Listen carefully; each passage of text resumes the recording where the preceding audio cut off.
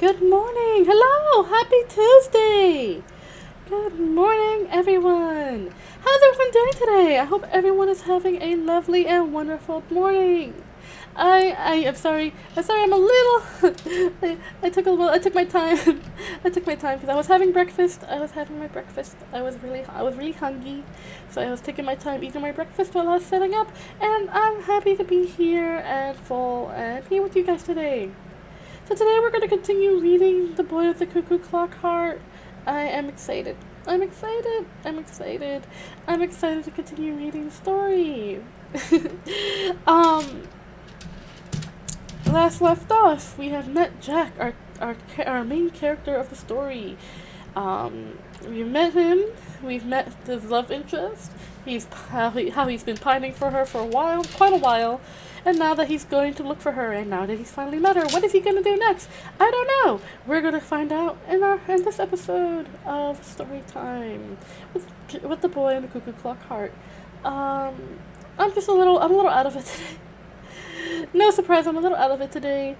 Bilby decided that he wanted to choose chaos, and kept me up all night with his meowing and his attention seeking, and I'm a little tired. I'm a fair bit tired. And I'm a bit tired. So if I cut the stream a little on the short side today, it's because I have reached my limit. Bilby was in rare form last night, very much meow, like a lot, even though I'd give him food, give him pets, give him snuggles, just meow, very, very hyperactive boy last night, so I'm quite tired, and I can't close my bedroom door because then they freak out even more and meow, and both my kitties would meow. See, Beans is very good about not, being super vocal at night. Only when she needs something, except when the doors are closed. Like, she doesn't like closed doors, so bathroom doors, bedroom doors, and literally any doors other than the front door. The front door she's used to being closed, but any other door in the house, if it's closed, she'll start meowing like crazy. And Bilby's just very vocal. I don't know what he wants. He also likes to jump on things, as you have heard on many streams. He likes to jump on things, and I always have to fish him down. So anytime I would lay down and fall asleep, he would meow and start jumping on things for attention. And of course, I would have to get up and beat Mama and be like, no, and stuff like that. So I'm very tired. I'm quite exhausted. I am definitely taking a nap, 100% after the stream, but. As of right now, you have all my attention. You have all my attention. It's I'm so tired. It's a beautiful morning, and I feel so exhausted, and I feel so terrible. I feel so terrible. But I'm just putting my phone on Do Not Disturb, so anybody who messages me I will not be seeing those messages. I'm so sorry. And yeah, let me put on my atmospheric ambient music. There we go, a little bit of music box music. I hope it's not too loud.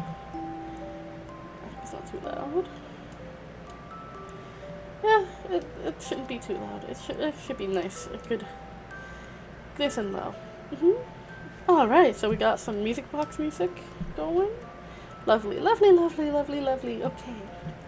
Let's get into it, shall we? Let's get into it. I'm excited. Dan! You're here! Hello! Hi! I'm surprised to see you here! Hi! Dan, I'm so happy that you're here, my friend! Oh my gosh, I'm so happy you're here. You're lurking at work? I'm so happy that you're here lurking. Thank you for being here. I'm so happy that you're here. I'm super tired, so don't mind me. My kitties kept me up most of the night with their shenanigans, so I'm a little on the tired side. But I hope you enjoyed the story. I hope you enjoyed. Thank you for being here. Oh my gosh, I'm so happy. I'm so happy. I'm so happy. Okay, I'm gonna get started again. Okay. Alright. We last left off on chapter 7, so we're gonna continue. I hope you enjoy. I'm not the best at reading and speaking, so I hope you can be patient with me. Take a little sip of water real quick. Seltzer water, blech. But it's still water. Let's see. Chapter 7, in which little Jack spends his first night in the extraordinarium and encounters an ostrich in an extremely bad mood.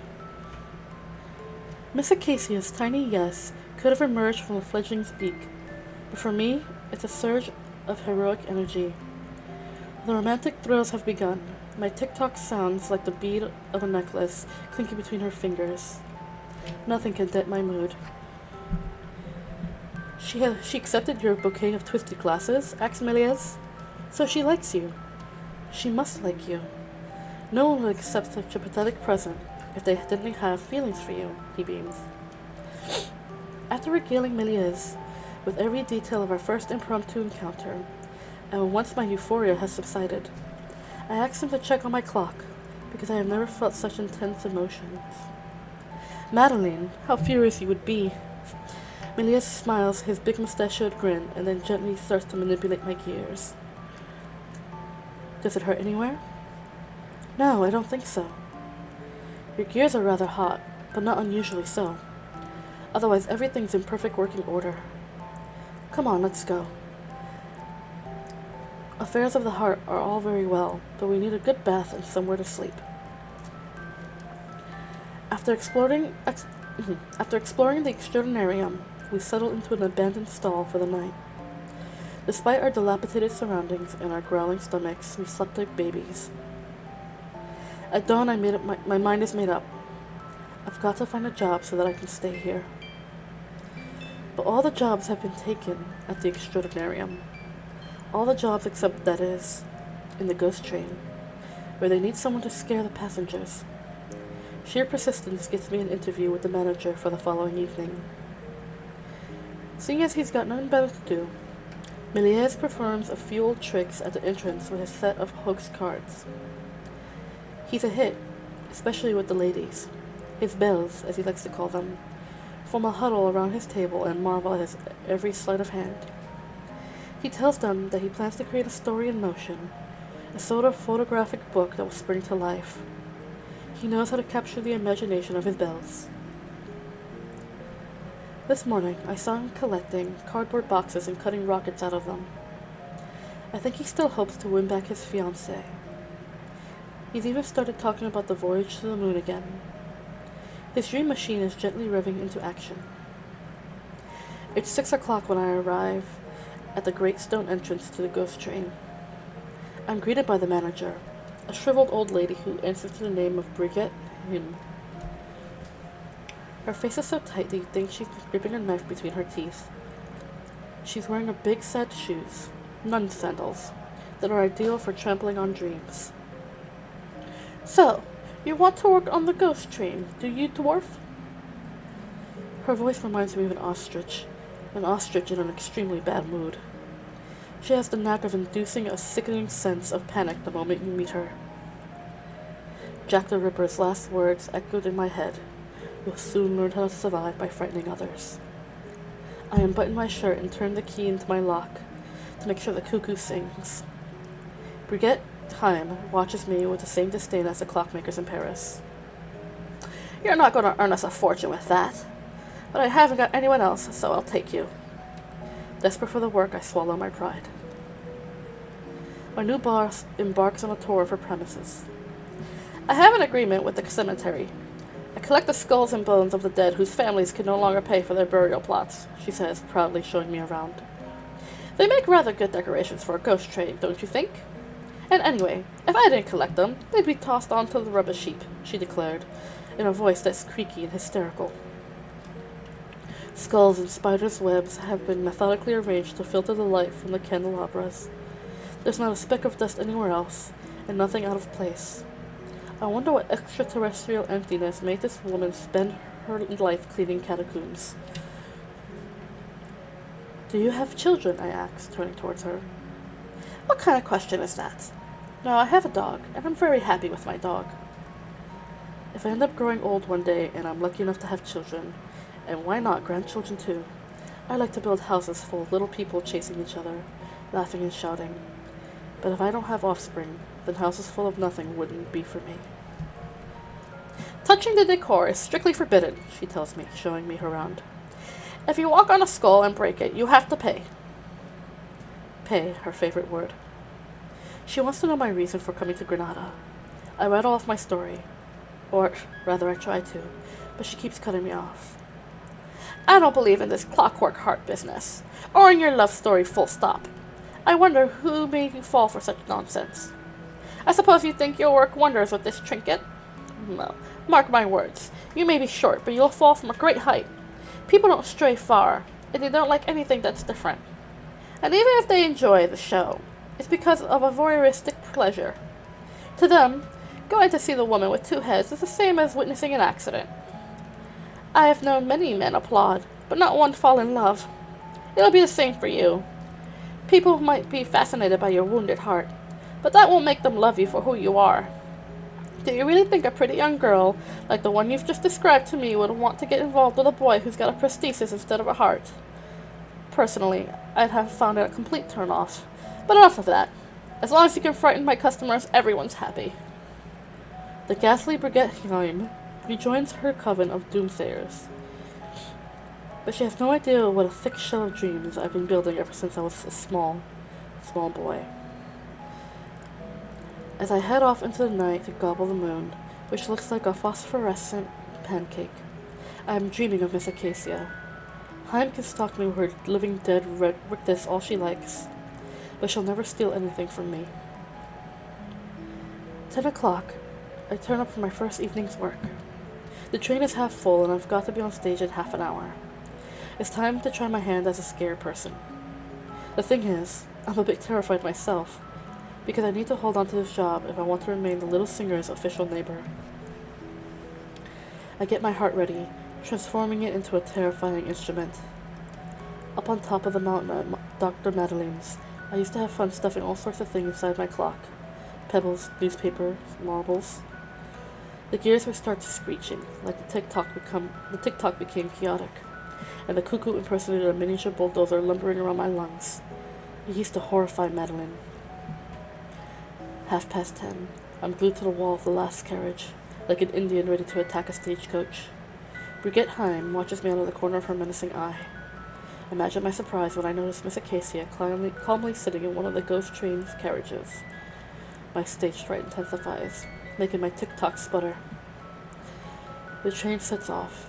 I leap from carriage to carriage, and there she is, my conquest of the amorous West. I've got to put in a consummate performance. My life is at stake. I hurl myself against the carriage walls as my cuckoo clock rattling inside me like a popcorn machine. I glide my icy hour hand against the customers' backs and think of author as I start to sing, "Oh, and the Saints."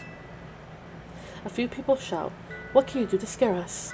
And I just want to escape my own body and project sunlight onto the walls for her to see, so she warms up and yearns for my arms. But instead, as a kind of finale, I appear in the white light for a few seconds, thrust out my chest in exaggerated fashion. I open my shirt so people can see the gears moving beneath my skin with each heartbeat. My performance is greeted by an astonished goat shriek from a lady of mature years, and 3 rounds of fake applause littered with laughter. I watched Miss Acacia, hoping that somehow I might have pleased her. She smiles like a mischievous sweet snatcher. "Is it over?" "Ah, very good. I didn't see a thing, but everybody seemed to think it was highly entertaining. Congratulations. I didn't know it was you, but bravo." "Thank you. And what about the glasses? Have you tried them on?" "Yes, but they're all bent or broken." "I chose them like that, so you could wear them without worrying about breaking them." "You think I don't wear glasses because I'm worried about breaking them?" "No." She has this gentle way of laughing, as light as the beads tumbling over a xylophone. "Last stop! Everybody off!" screeches the ostrich in charge. The little singer gets up and waves at me discreetly. Her curly hair ripples over her curvy shadow. I wish I could have scared her just a teeny bit, but I'm relieved she didn't get to see what my heart looks like. It doesn't matter that I am a shining sun when I dream at night. Old Brigitte has woken my old demons. The toughest carapace in the world sometimes softens in the grip of insomnia. In the distance, Miss Acacia's high heels tinkle rhythmically. I relish in the sounds until I hear my little singer crashing to the exit door. Everybody laughs and nobody helps her. She totters like a well-dressed soak, then disappears. Meanwhile, Brigitte Heim has launched into a critique of my performance that goes right over my head, but I think at one point she does utter the words, "pay you." I can't wait to catch up with Méliès and tell him all about it. I'll stick my hand into my pockets as I head off.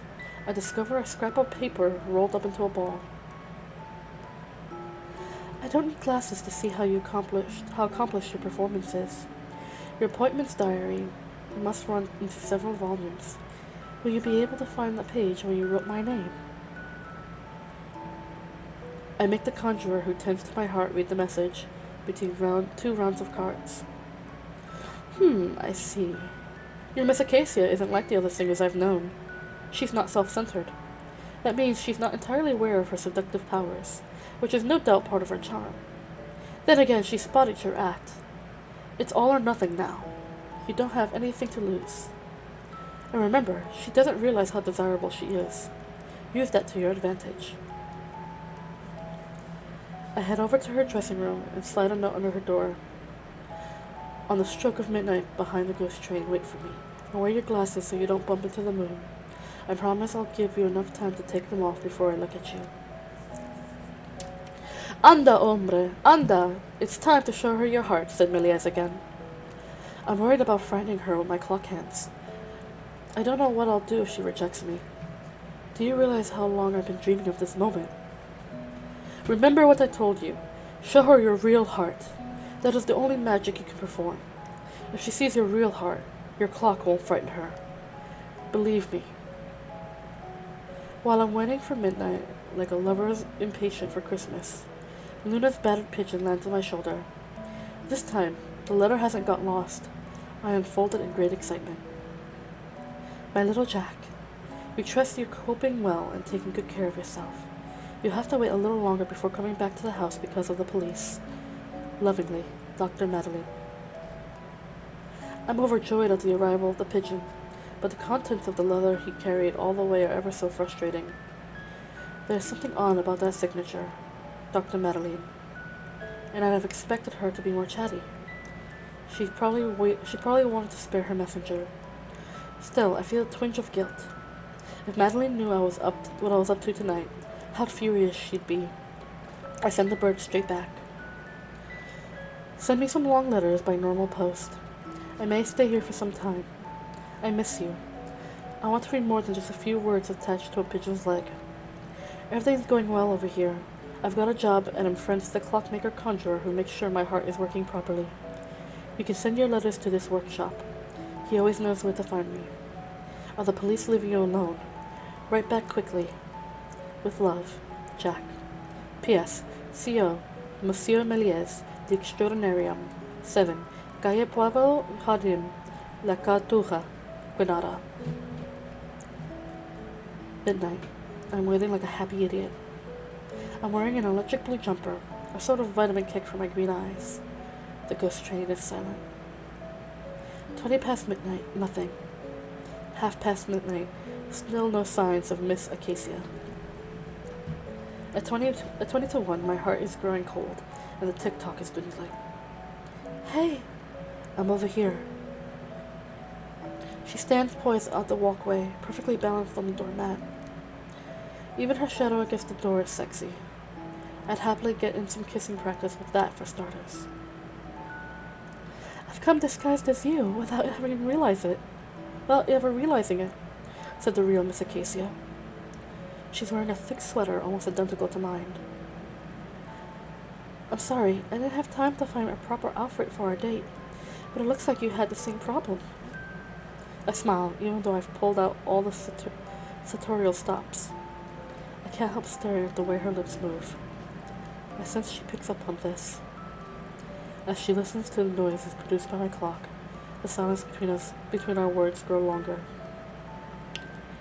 It's as if an angel is passing overhead, but then she goes and decapitates it. You're a hit on the ghost train. All the girls came out smiling.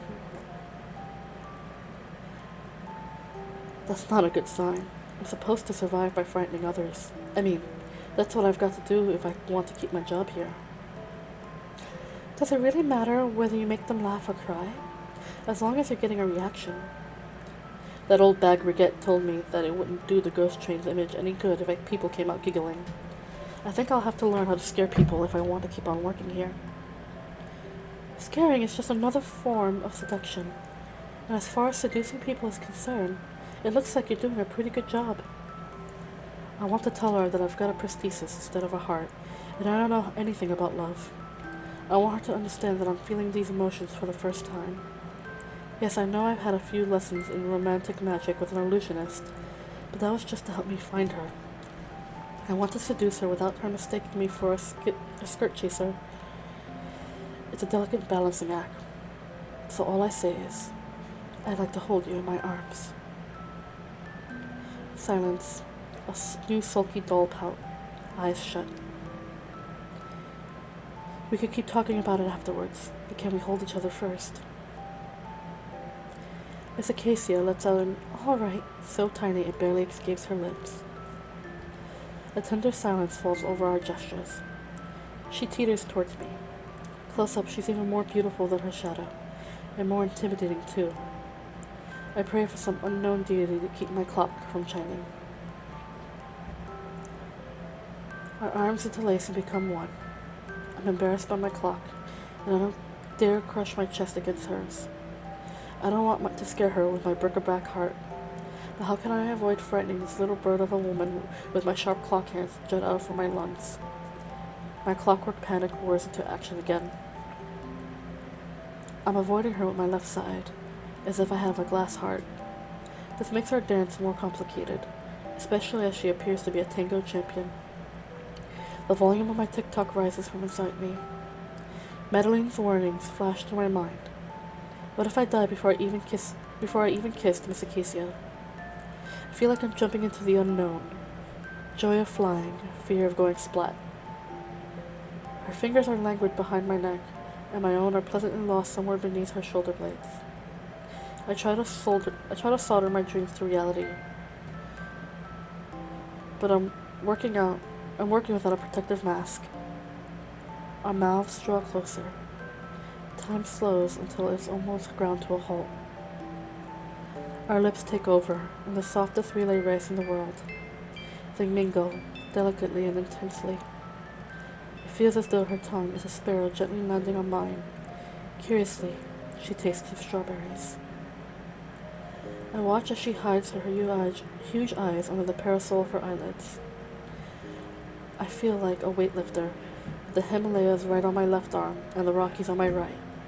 Atlas is a hard-working dwarf by comparison. A giant wave of joy engulfs me. The train's ghosts echo with each of our gestures.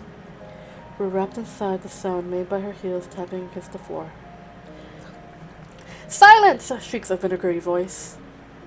Briskly, we pull apart. It seems we've woken the Loch Ness Monster. We don't dare breathe. "Is that you, midget? What are you up to on this premises on this hour?" I'm trying to find new ways of scaring people."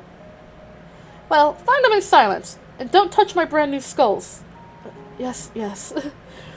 Terrified, Miss Acacia buries herself deeper in my arms. Time has come to a standstill, and I have no desire for it to pick up its normal pace again. I even forget about keeping my heart at a distance. Laying her head against my chest, she suddenly makes a face. "What's under there? It's hurting me." I don't answer. I just break out into a cold sweat. She's found me out. I consider lying, making something up, faking it, but there's so much sincerity in her question that I can't bring myself to do that. I open my shirt slowly, button by button. The clock appears, and the tick-tock resounds more loudly. I await my sentencing. She brings her hand near, murmuring, "What is that?" The compassion in her voice is enough to make me want to be an invalid for the rest of my days, just to have her as a nurse by my side. The cuckoo begins to sing. She jumps. Turning the key, I whisper, I'm sorry. It's my secret. I wanted to tell you about it sooner, but I was scared of frightening you for good. I explained to her that this clock has functioned as my heart since the day I was born. I don't say anything about love, along with anger, being strictly off limits. She asked if my feelings will alter if the clock were changed, or whether this would simply be a mechanical operation. There's something malicious in her voice. She seems to find... Oh! Give me one moment. I think I got a package. Yay! For the cats! Hold on one moment. I'll be right back.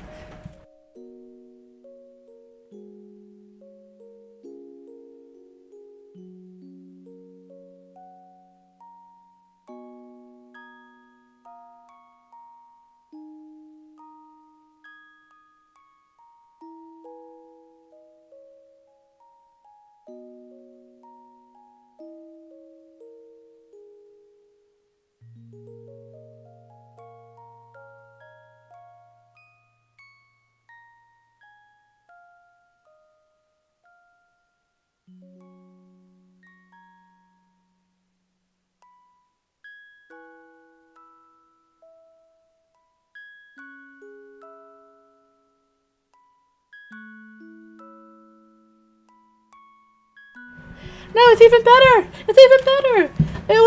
It's my new chair! Oh, for those of you who didn't know, my old computer chair that was a hand-me-down from Creator, it broke, which led to me getting a really bad concussion. But I got my new chair now. I'm excited. I'm excited to have my new chair. It's very heavy. It's very heavy. It's very heavy. Thankfully, I was able to just drag it. With Lemmy's help, I was able to drag it in. So I have my new chair, and I will probably be building it later. I'm excited. Yay! I don't have to sit on this really uncomfortable lawn chair anymore. I'm so excited. Yay! Yay! Although I wish it didn't come so early. I'm so happy. I'm so happy. I'm so happy. I got my chair. I got my chair. Sorry, I have to take a quick break. Very heavy box. Very heavy box. That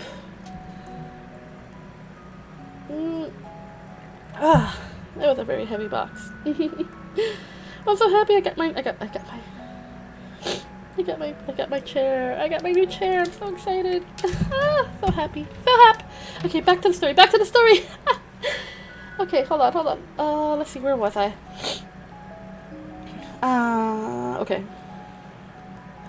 She asked if my feelings would alter if the clock were changed, or whether this would simply be a mechanical operation.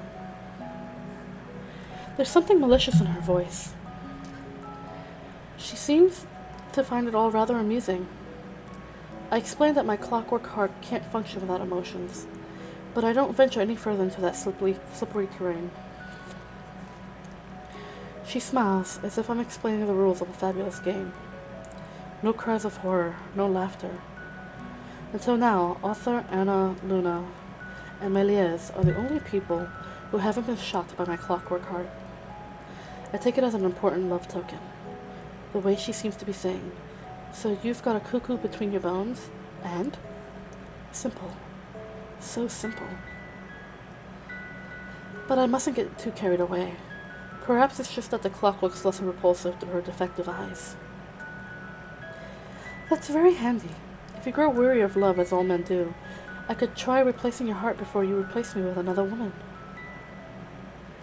According to the clock in my heart, we've kissed for the first time exactly 37 minutes ago, so I think we've still got a bit of time ahead of us before we need to think about that sort of thing.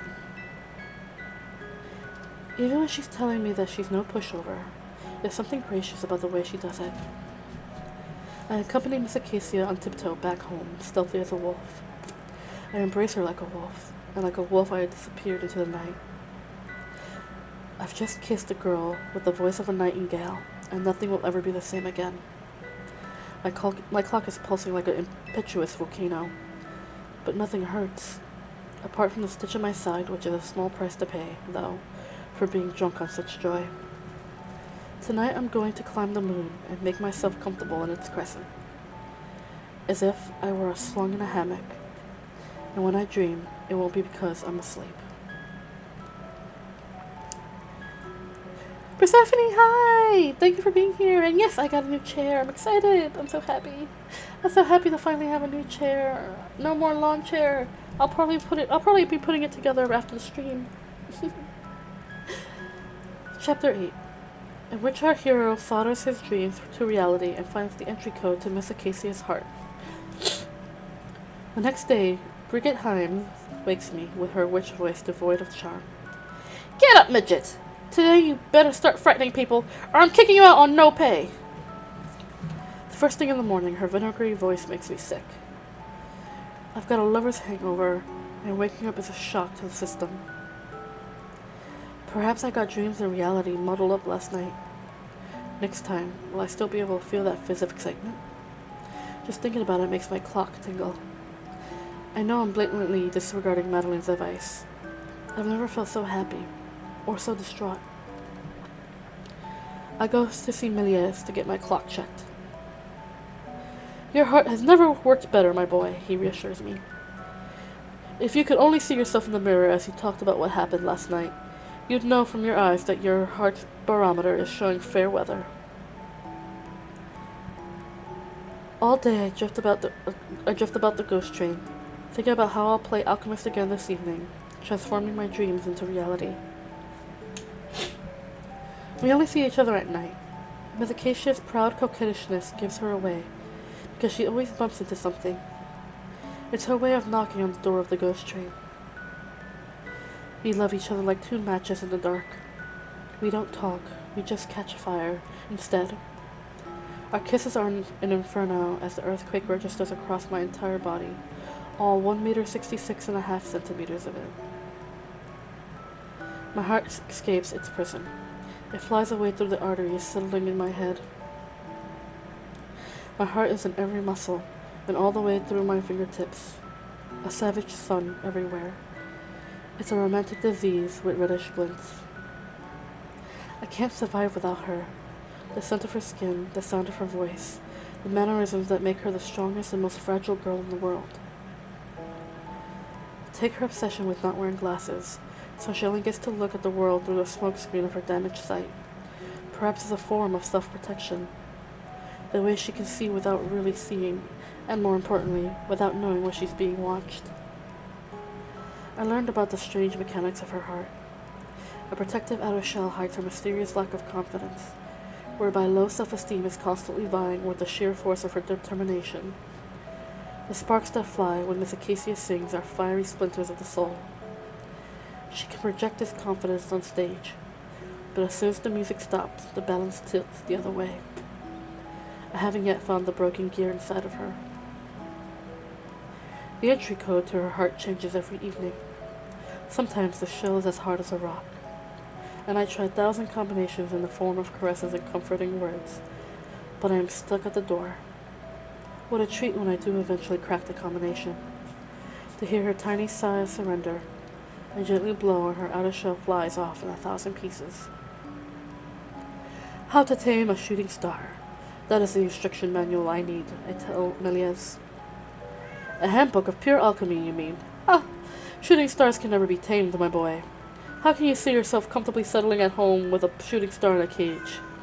Its blinding heat would set fire to the cage and burn you with it. You wouldn't even get close to the bars. Hello, booby. Yes, my sweet boy.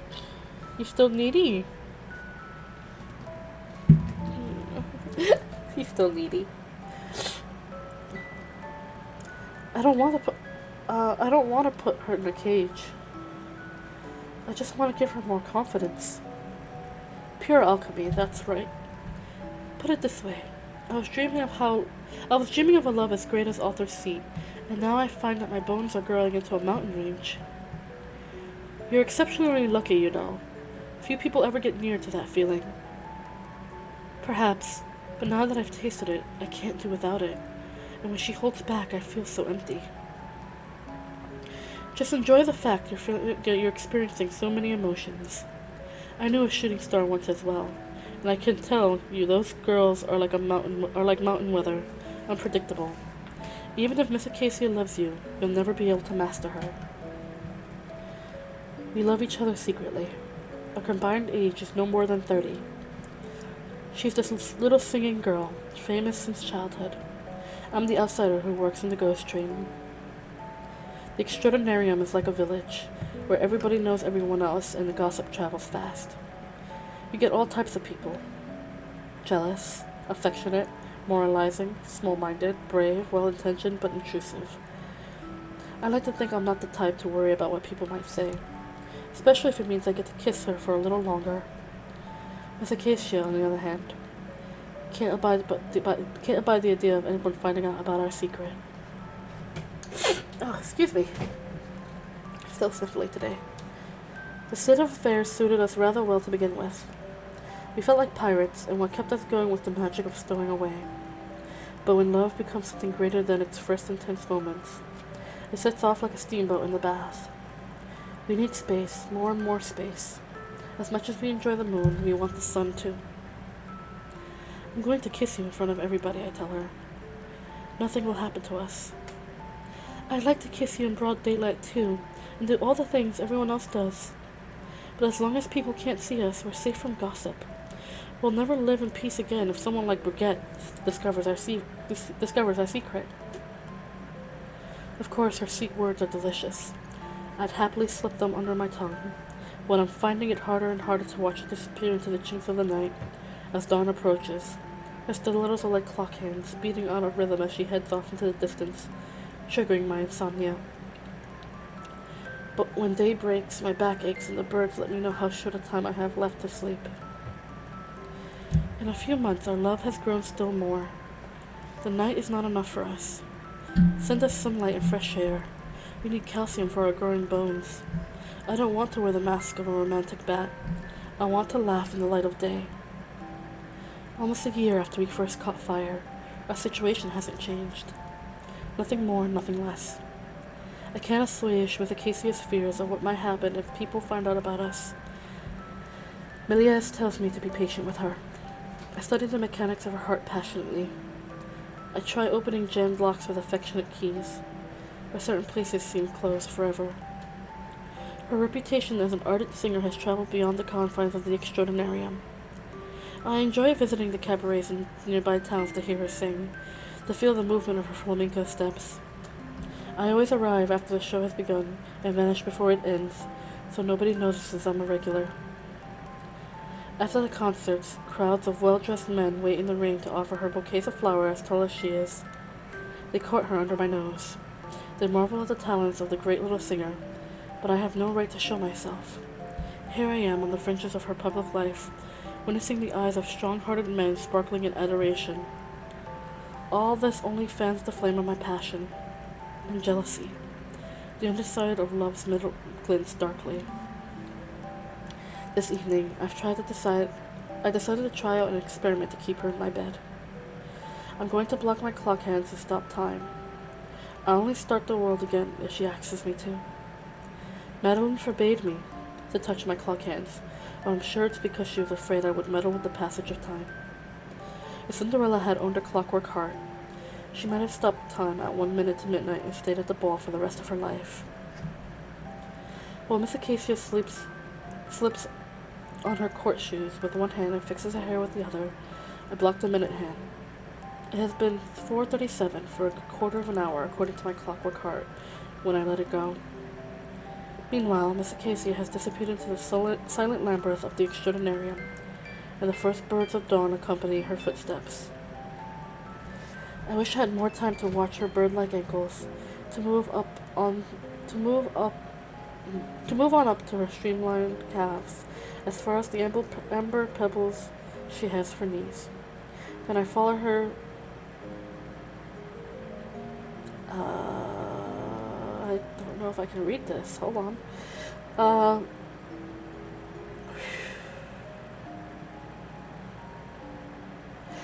Okay. I forgot this book was a little bit, okay. Then I'd follow her gently open thighs to the land on the tenderest of landing strips. There I'd practice becoming the world's greatest kisser-caresser in the world. Each time she wanted to go back home, I'd perform my trick, stopping time, followed by a lesson in languages not foreign. Then I'd set the world off again, and she'd feel so alive she wouldn't be able to resist spending a few more light-filled minutes in the heaven of my bed. For those moments stolen from time, she'd be all mine. But as perfectly as my old heart measures time, tick-tocking its way through my sleeplessness, it refuses to help me when it comes to magic. I'm sitting here alone on my bed, trying to relieve my aching clock by squeezing the gears between my fingers. Madeline, how furious you'd be. Hello? Yes, Booby. Yes, Booby. Yes, that's my foot. You're tickling my foot. It's my foot. What's up, Boo? What's wrong? You want ups? Do you want ups? Do you want ups while I'm reading? Do you want ups while I'm reading?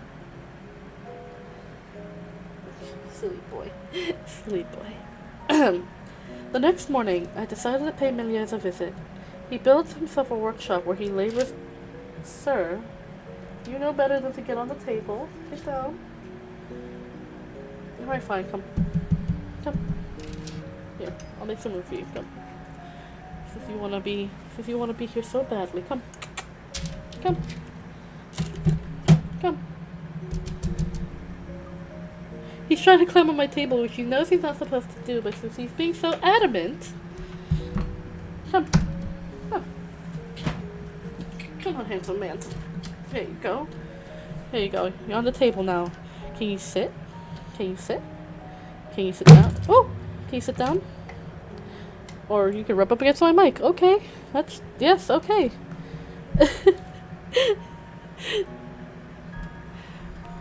Bibby.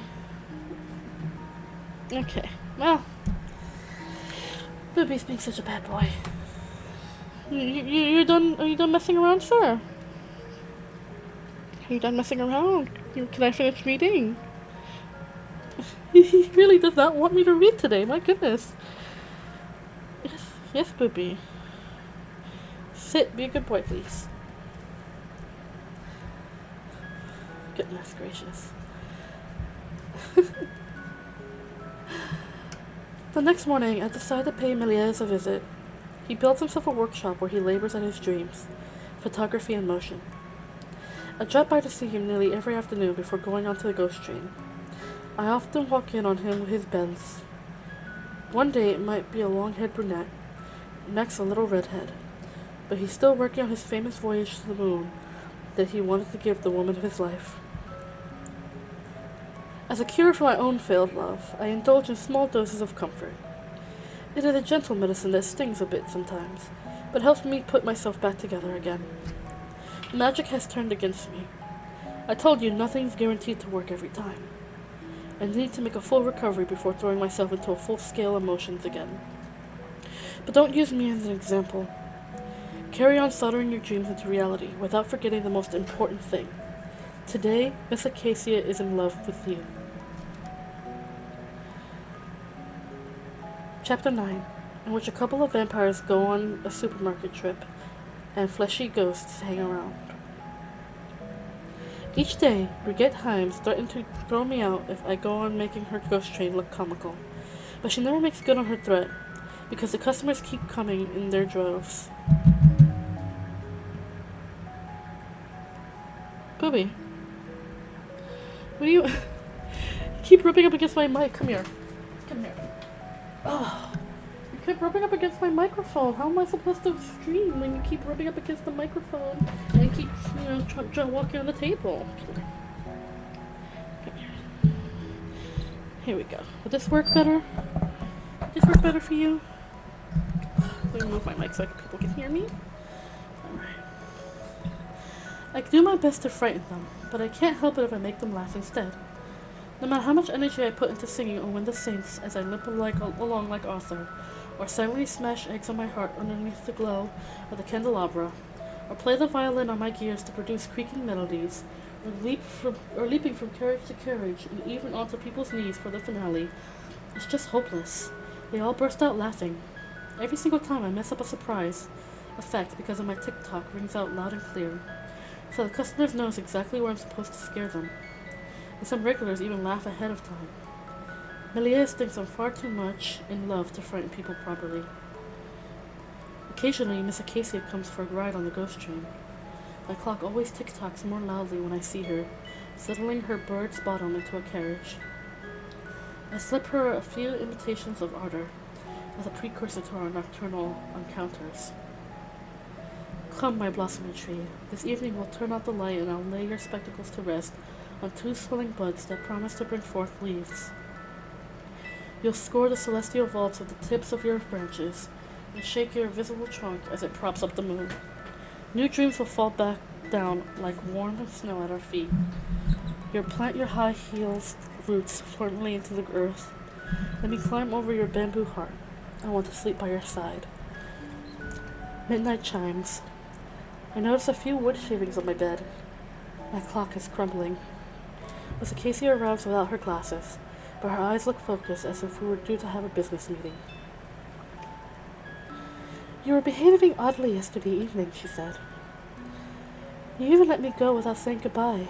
No kiss, nothing. You were tinkering with your clock, hypnotized. I was afraid you'd cut yourself on those pointy arrows. I'm sorry. I just wanted to try an experiment to make you stay a little longer, but it didn't work. No, it didn't. Don't play that game with me. I love you, but you know I can't stay until morning. I know, and that's why I was trying to. And while we're on the subject, why don't you take off your clock when we're together? I get bruises from our making. Take off my clock? But I can't. Of course you can. I don't keep my stage makeup on to join you under the sheets, do I? Yes, you do sometimes, and you're very beautiful when you're naked with painted eyes. A gentle twinkle flashes beneath her eyelashes. The point is, I could never remove my clock. It's not an accessory. Her luscious lip pouts, as if to say, I don't even believe 70% of what you're saying. You know what? It's great that you believe in your dreams, but you've got to come down off your cloud every once in a while and grow up. You can't go through life with your clock hand sticking out of your coat, she says, sounding like a teacher. I may be in the same room as her, but not since our first encounter have I been so far away from her embrace. Sorry, I tell her, but yes I can. That really is how I function. This clock is a vital part of me. It's what makes my heart beat. There's no getting away from it. I draw on who I am to overcome my situation, to feel alive. It's just like you on stage. When you sing, it's the same thing. It's not the same thing, you naughty boy, she says, gliding her fingernails over my dial. That she could even think my clock might just be an accessory makes my blood run cold. I couldn't love her if I thought her heart was a fake, whether it was made of glass or flesh or eggshell. Well, keep it on if you like, but be careful with your clock hands. Do you believe in me 100%? I'd say 70% for the time being. It's up to you to get me all the way to 100%, little Jack. Why am I 30% short? Because I know what men are like. It's not like I'm the others. Is that what you think? Absolutely. You're a born cheat. Even your heart is a cheat. The only real thing I have is my heart. You see, you always land on your feet, but that's what I love about you. I don't want there to be things you love about me. I want you to love all of me. Her eyelids are like black parasols, blinking in time to the tick-tock of my heart. Her lips, which I haven't kissed for too long, betrayed amusement and doubt. The palpitations speed up under my dial, a familiar tinkling. She starts the drum roll as a hint of a dimple lights up her cheeks. I love all of you, she concludes. She places her hands strategically, and the wind is taken out of me. My thoughts dissolve into my body. She turns off the lights. Her neck is sprinkled with tiny beauty spots in a constellation that descends to her breasts. I guess at the anatomy of her skin and bury my nose into her stars. I can't take my eyes off her gently opened mouth. My blood froths, and there are sparks flying between my thighs. I graze on her skin as she becomes my flower. A mild electric current flows from her hands. I draw closer. To increase my trust ratings, I'm going to give you the key to my heart. You won't be able to remove it, but otherwise you can do whatever you like, whenever you like. You are the key that opens up all of me. Since I trust all of you, why don't you put on your glasses and let me see your eyes through those lenses? My little singer agrees and pulls her hair back. Her doe's eyes leap out from her elegant face. Then she puts on a pair of Madeline's glasses and leans her head to one side. Madeline, how furious you'd be if you could see her. I like to tell Miss Acacia how gorgeous she looks in those glasses. She wouldn't believe me, so I stroke her hand instead. I start to worry that she might like me less if she could see me as I really am. Not I'm the one who's panicking. I place the key in her right hand. I'm nervous, which makes me rattle like a toy train. Why have you got two holes? The right hand's to open me up, and the left one is to wind me up. Can I open you? All right. She nudges the key delicately to my right keyhole. I close my eyes, then open them again, just like when we're kissing for a long time. I want to see everything ablaze. Her eyelids are closed, magnificently drawn down. It's such a serene moment. She grips a gear between her thumb and index finger, gently, without slowing it down. All of a sudden, a tide of tears wells up and overwhelms me. She relaxes her subtle grasp, and the waters of melancholy are cut off. Miss Acacia caresses my second gear. Oh, she tickles my heart? I laugh slightly. Then, without letting go of the second gear in her right hand, she returns to the first one with her fingers of her left. When she brings her lips to the teeth of my cog, she works her blue fairy magic on me, like a Pinocchio, but more real. Except, it's not my nose that's growing longer. She senses this and her movements accelerate, increasing the pressure on my gears. Sounds escape from my mouth before I can check myself. I'm surprised, embarrassed, but above all, excited. She uses my gears as if they were resistors, and my sighs turn to groans. I'd like to take a bath, she whispers. I signal my consent. What is there to disagree with? I land back on my feet so that I can head to the bathroom and run a hot bath. I make my way quietly, not wanting to wake Brigitte. Her bedroom is on the other side of the wall, and we can hear her coughing. Good morning, Jack! Good morning! I haven't seen you! I hope you're enjoying the story, friend. Thank you for being here. There are silvery reflections. The sky has just fallen into the bathtub. Miraculously, an ordinary tap pours tender stars into the silence of the night. We enter the water gingerly, as though not to splash about in this delight. We are two starry flecks of confectioner's sugar, writ large, and we make the slowest love in the world, with just our tongues. The lapping of the water makes us feel as if each of us is inside the other. I rarely experienced anything as pleasurable. We whispered our cries. We have to hold back. Then suddenly she gets up, turns around, and we're transformed into jungle animals. My whole body collapses. I'm in a western and I've just been shot. She starts groaning slowly. The cuckoo chimes in slow motion. Madeline. Later, after Miss Acacia has drifted off to sleep, I find myself staring at her. The lance of her painted lashes emphasize her ferocious beauty. She's so desirable. I wonder if her singing career hasn't conditioned her to pose for imaginary painters even when she's fast asleep. She looks like a Modigliani painting. A Modigliani that snores just a tiny bit. Her life as a little singer with a burgeoning career continues, with its admirers who hang around her with no particular purposes, like fleshy ghosts. All those perfumed human bodies frighten me more than a pack of wolves beneath a full moon. It's all fake, and the chit-chat is as hollow as a funeral vault. I think how brave she is to swim over this eddy of make-believe. One day they'll send her to the moon to test out how aliens react to such an erotic display. She'll sing and dance and answer local journalists' questions. Then I'll take her photo and she'll never come back. Sometimes I think all that's missing is Joe, the worm-eaten cherry on the top of a rotten cake. A week later, Miss Acacia is singing in Seville. I ride my rollerboard over the Red Mountains to catch up with her in her hotel bedroom after the show.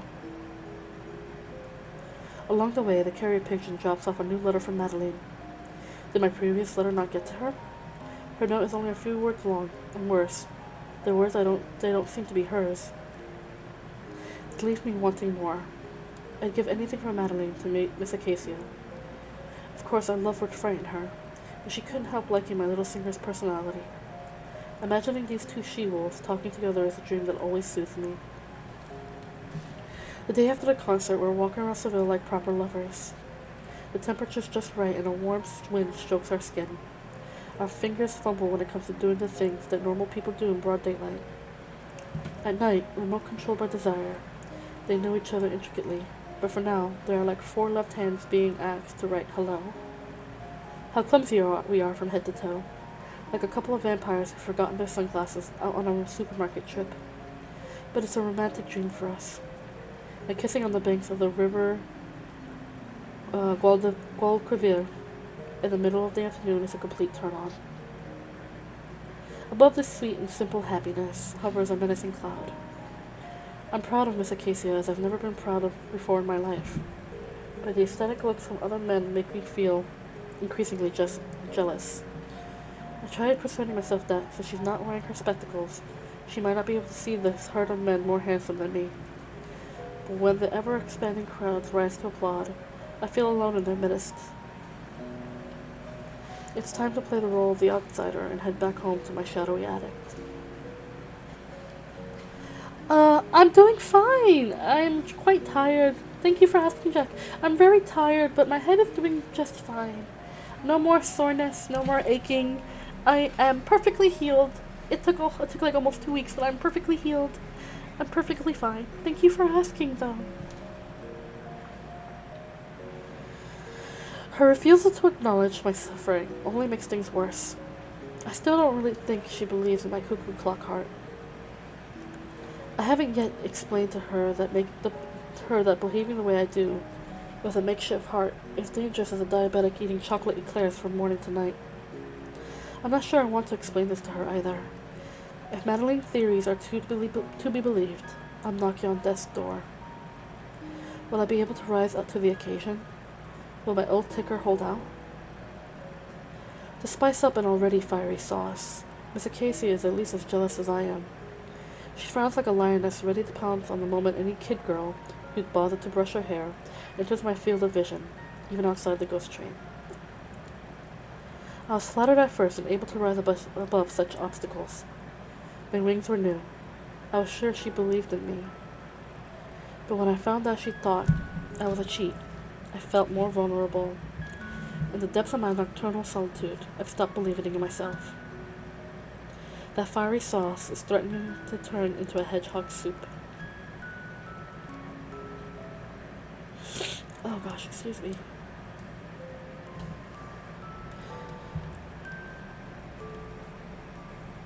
Chapter 10, in which a walking lamppost crosses half of Europe.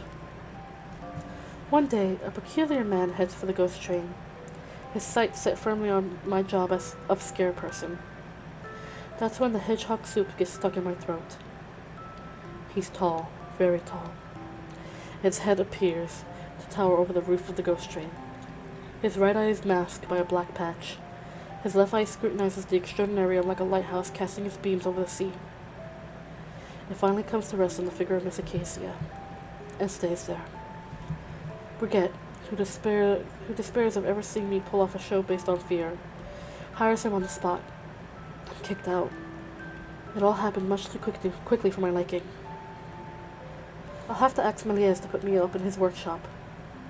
I don't know how the precious intimacy I share with the little singer will survive such conditions. That evening, Miss Acacia is singing in the theater in town. As usual, I slip into the back of the auditorium after the first song. A new scare person is sitting in the first row. He's so tall he's blocking half the audience's view.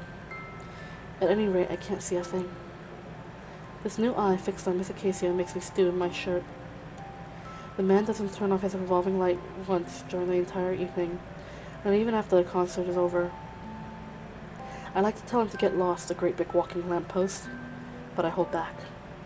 My heart, on the other hand, doesn't waste any time shouting itself hoarse, singing La in a minor key and decidedly out of tune. The whole auditorium turns around to laugh.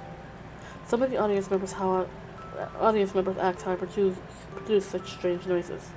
One of them calls out, "I recognize you. You're the guy who makes everyone laugh on the ghost train."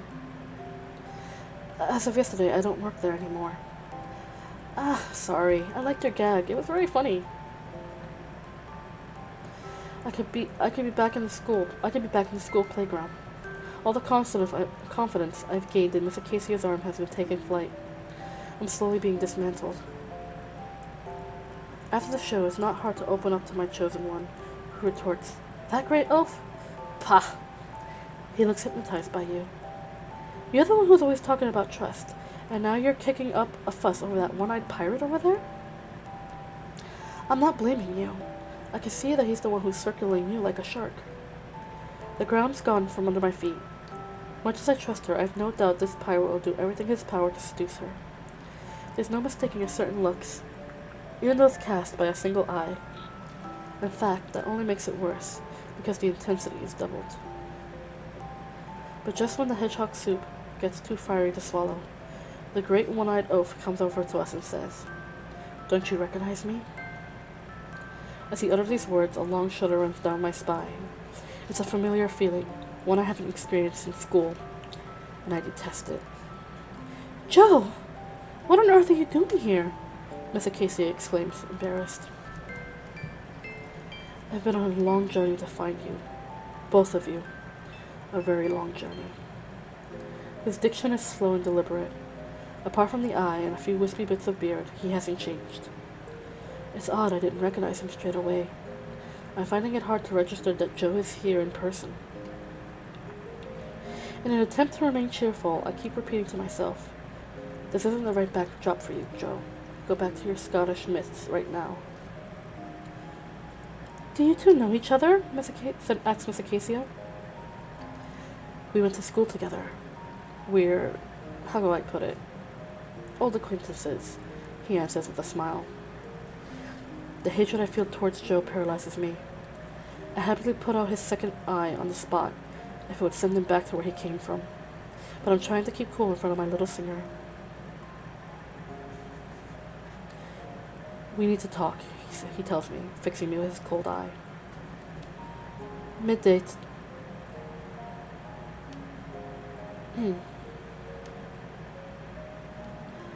Oh gosh. I may have... Oh no. Oh no, how did I... Oh no! I did it again. I did the thing where I accidentally skipped a whole chapter. There we go. Thankfully I didn't go too far. Oops. Midday tomorrow, in front of the ghost train, just the two of us. "Alright, and don't forget to bring your spare set of keys," he replies. Sure enough, that same evening, Joe takes up his quarters in what used to be my bedroom. He'll be sleeping in the bed where Miss Acacia and I first made love, walking down corridors where we so often kissed, catching glimpses of our dreams in mirrors. Hidden in the bathroom, we can hear him unpacking things. "Joe is one of your ex-lovers, isn't he?" "Oh, come off it. A lover? When I was a child at the time. When I see him now, I wonder what on earth I saw in a boy like him." I'm wondering exactly the same thing. In fact, I'm asking you. He was a big shot at the school. Everybody was in awe of him. I was very young. End of story. Isn't it a funny coincidence we both know him? Not really, no. I don't want to tell her the story about the eye. I'm worried she'll think I'm some kind of dangerous lunatic. I can feel the trap closing in on me. I'm paranoid about Joe's comeback, and I don't know how to handle the situation. Why did he ask for the spare set of keys? Brigitte Heim had just hired him, instead of me, for the ghost train. And as of this evening, he's also taken my bedroom. That woman doesn't understand a thing. The problem is Joe. She'd have kicked you out anyway. We'll find a different hiding place. Come on. We'll spend our nights in the cemetery if we have to. At least that way you can pretend to give me real flowers.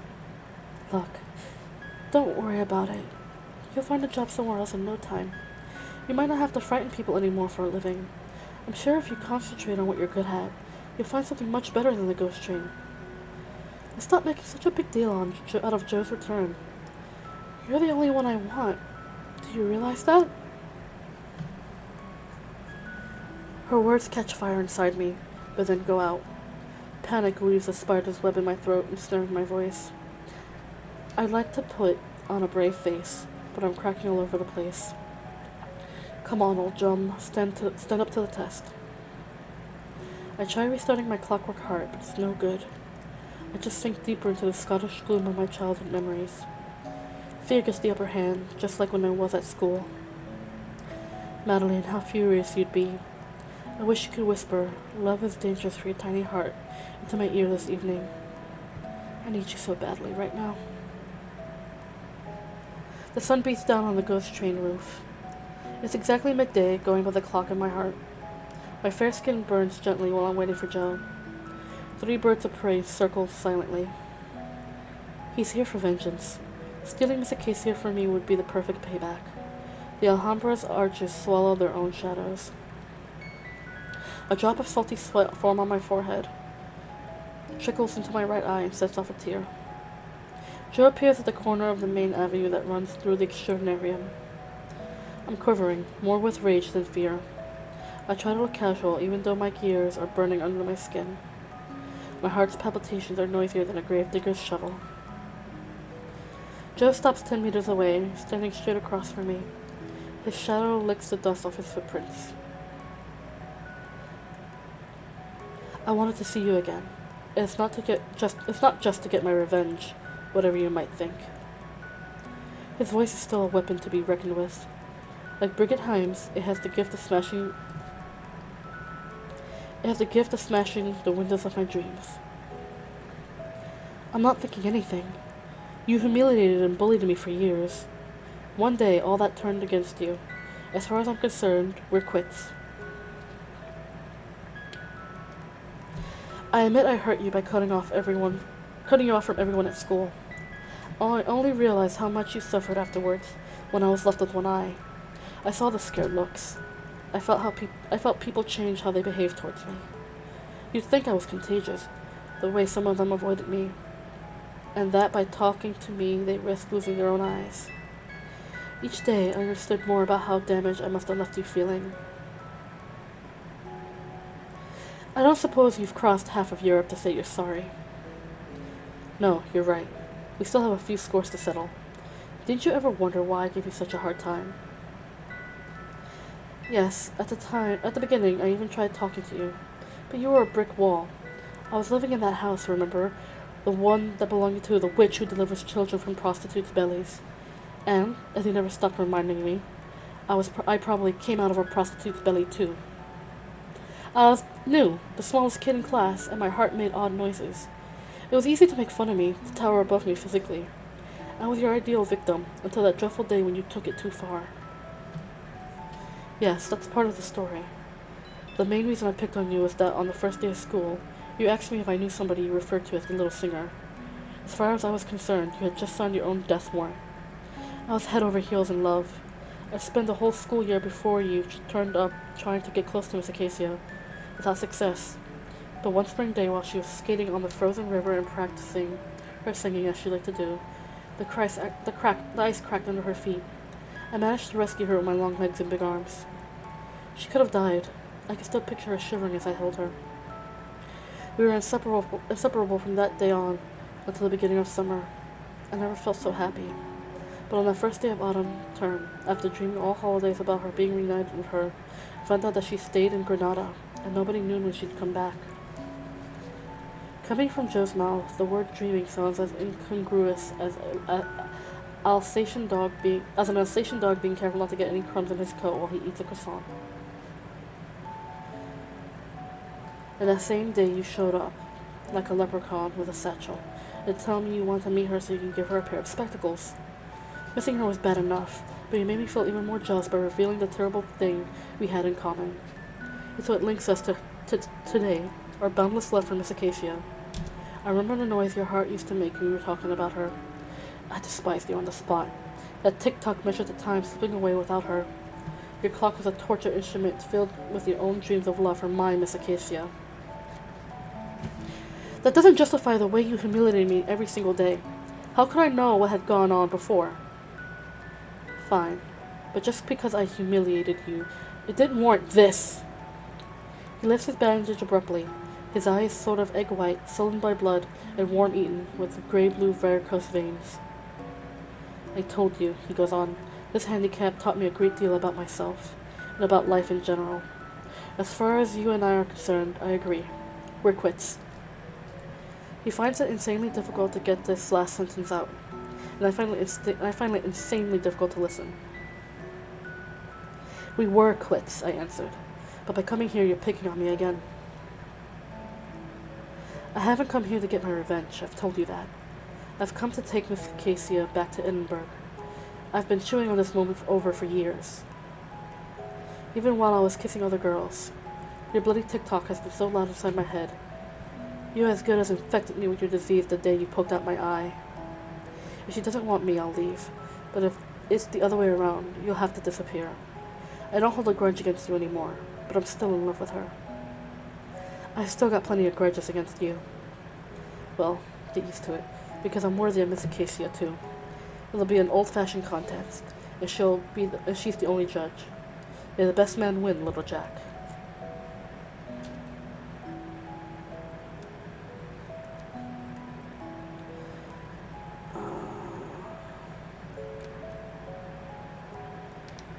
Oops.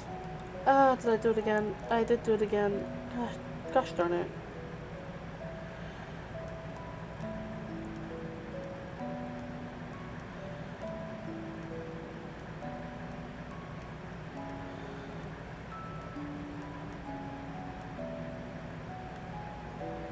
He smiles that smug smile I'm all too familiar with as he extends his long fingers.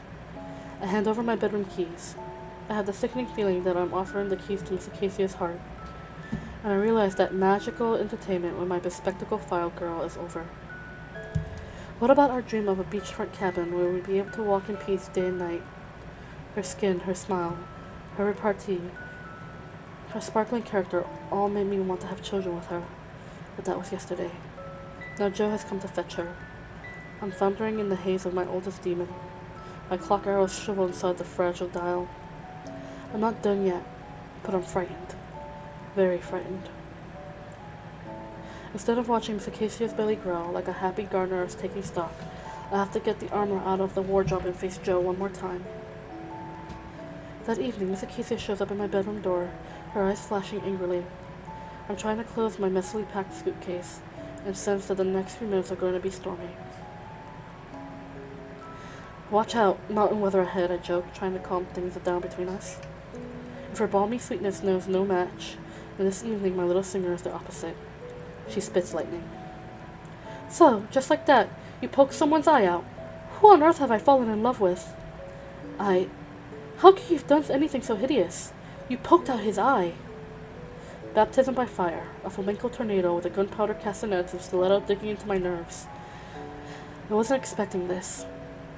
I'm searching for something to say, but she doesn't give me time. Who are you really? And if you hit something as serious as that for me, what else am I about to find out? Her eyes are dilated with anger, but even more unbearable is the genuine sadness that frames them. How can you have hidden something so monstrous from me? She says again and again. That bastard Joe has just lit the darkest fuse by digging up my past. I don't want to lie to my little singer. I don't want to tell her everything either, which I guess amounts to a half-lie. Alright, so I poked out one of his eyes. Of course, I'd much rather it never had come to that, but what he didn't tell you was how he made my life miserable for years, and more importantly, why. Thanks to Joe, I've experienced the blackest hours of my life, At school, I was his favorite victim. Picture it. A new boy. A pipsqueak, whose heart makes strange noises. Joe spent his time humiliating me, making me feel how different I was from everyone else. I was a toy for him. One day he smashed an egg on my head. The next day he dented my clock with every day was something new, and I was always in public. I know he likes to brag. He craves attention. But he's never really cruel. I'm sure he didn't give you any reason to behave like a criminal. I didn't poke his eye out because he was bragging. The problems go back much further than that. My memories come through in waves, and my words are having a hard time writing them. I'm ashamed and saddened. I do my best to express myself calmly. It all started the day before my 10th birthday. It's my first time in town. I can remember it like it was yesterday. I heard you singing, and then I saw you. My clock hands pointed towards you as if attracted to a magnetic field.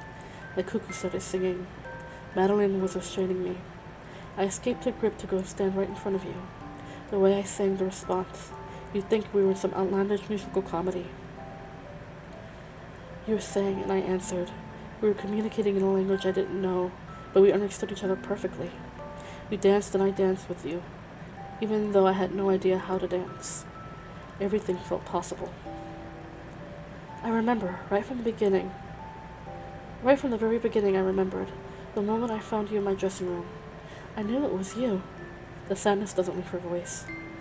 That strange little boy from when I was 10 years old, the one who slumbers at the back of my memories. I was sure it was you. You remember. Do you remember what a bubble we were in? It took Madeline's fist to burst it. I stepped on my glasses, and when I put them on, they were all bent. Yes, glasses with a bandage on the right lens. Madeline said it was to make the weak eye work harder. She was right. From that day on, I never stopped dreaming of finding you again. When I discovered you went to school, I begged Madeline to let me enroll. I waited for so long, but instead of you, I got Joe. Joe and his stooges. On my first day of school, I had the misfortune to ask if anyone knew of the beautiful little singer who was always bumping into things. Joe couldn't bear the fact that you were no longer by his side, so he took all his frustration out on me. He could tell how crazy I was about you, which made him even more jealous. Every morning I walked through the school gates with a knot of panic that stayed in the pit of my stomach for the rest of the day. I endured his attacks at school for 3 years, until the day he decided to tear off my shirt so I was bare-chested in front of the whole school. He wanted to open up my clock and humiliate me even more. I had enough of being pushed around. We got into a fight and it ended badly. Very badly, as you know. So I left Edinburgh in the middle of the night, headed for Andalusia. I crossed half of Europe in search of you. It wasn't always easy. I missed Madeline, Arthur, Anna, and Luna. I still missed them. But my greatest dream was to see you again. And now, Joe is back to snatch that dream. He'll do everything in his power to turn you away from me. He's already begun, can't you see? Do you really think I'd get back together with him? Look, I don't doubt you, but what if he destroys the trust we built up piece by piece? I hardly recognize you since he turned up. He's taken my place in the ghost train. He sleeps in our bed, which used to be the only place where we were safe from the outside world. As soon as I turn my back, he spreads gossip about my past. I feel as if everything is being stripped out from. I feel as if being stripped of everything. Listen to me. One day he looked me straight in the eye and warned me. I'll smash that wooden heart on your head. I'll smash it so hard you'll never be able to love again. He knows where to aim. You too, or so it would seem. Why do you think he decided to tell you his version of the story about his poked out eye? She shrugs like a sad bird. Joe knows how uncompromising you are.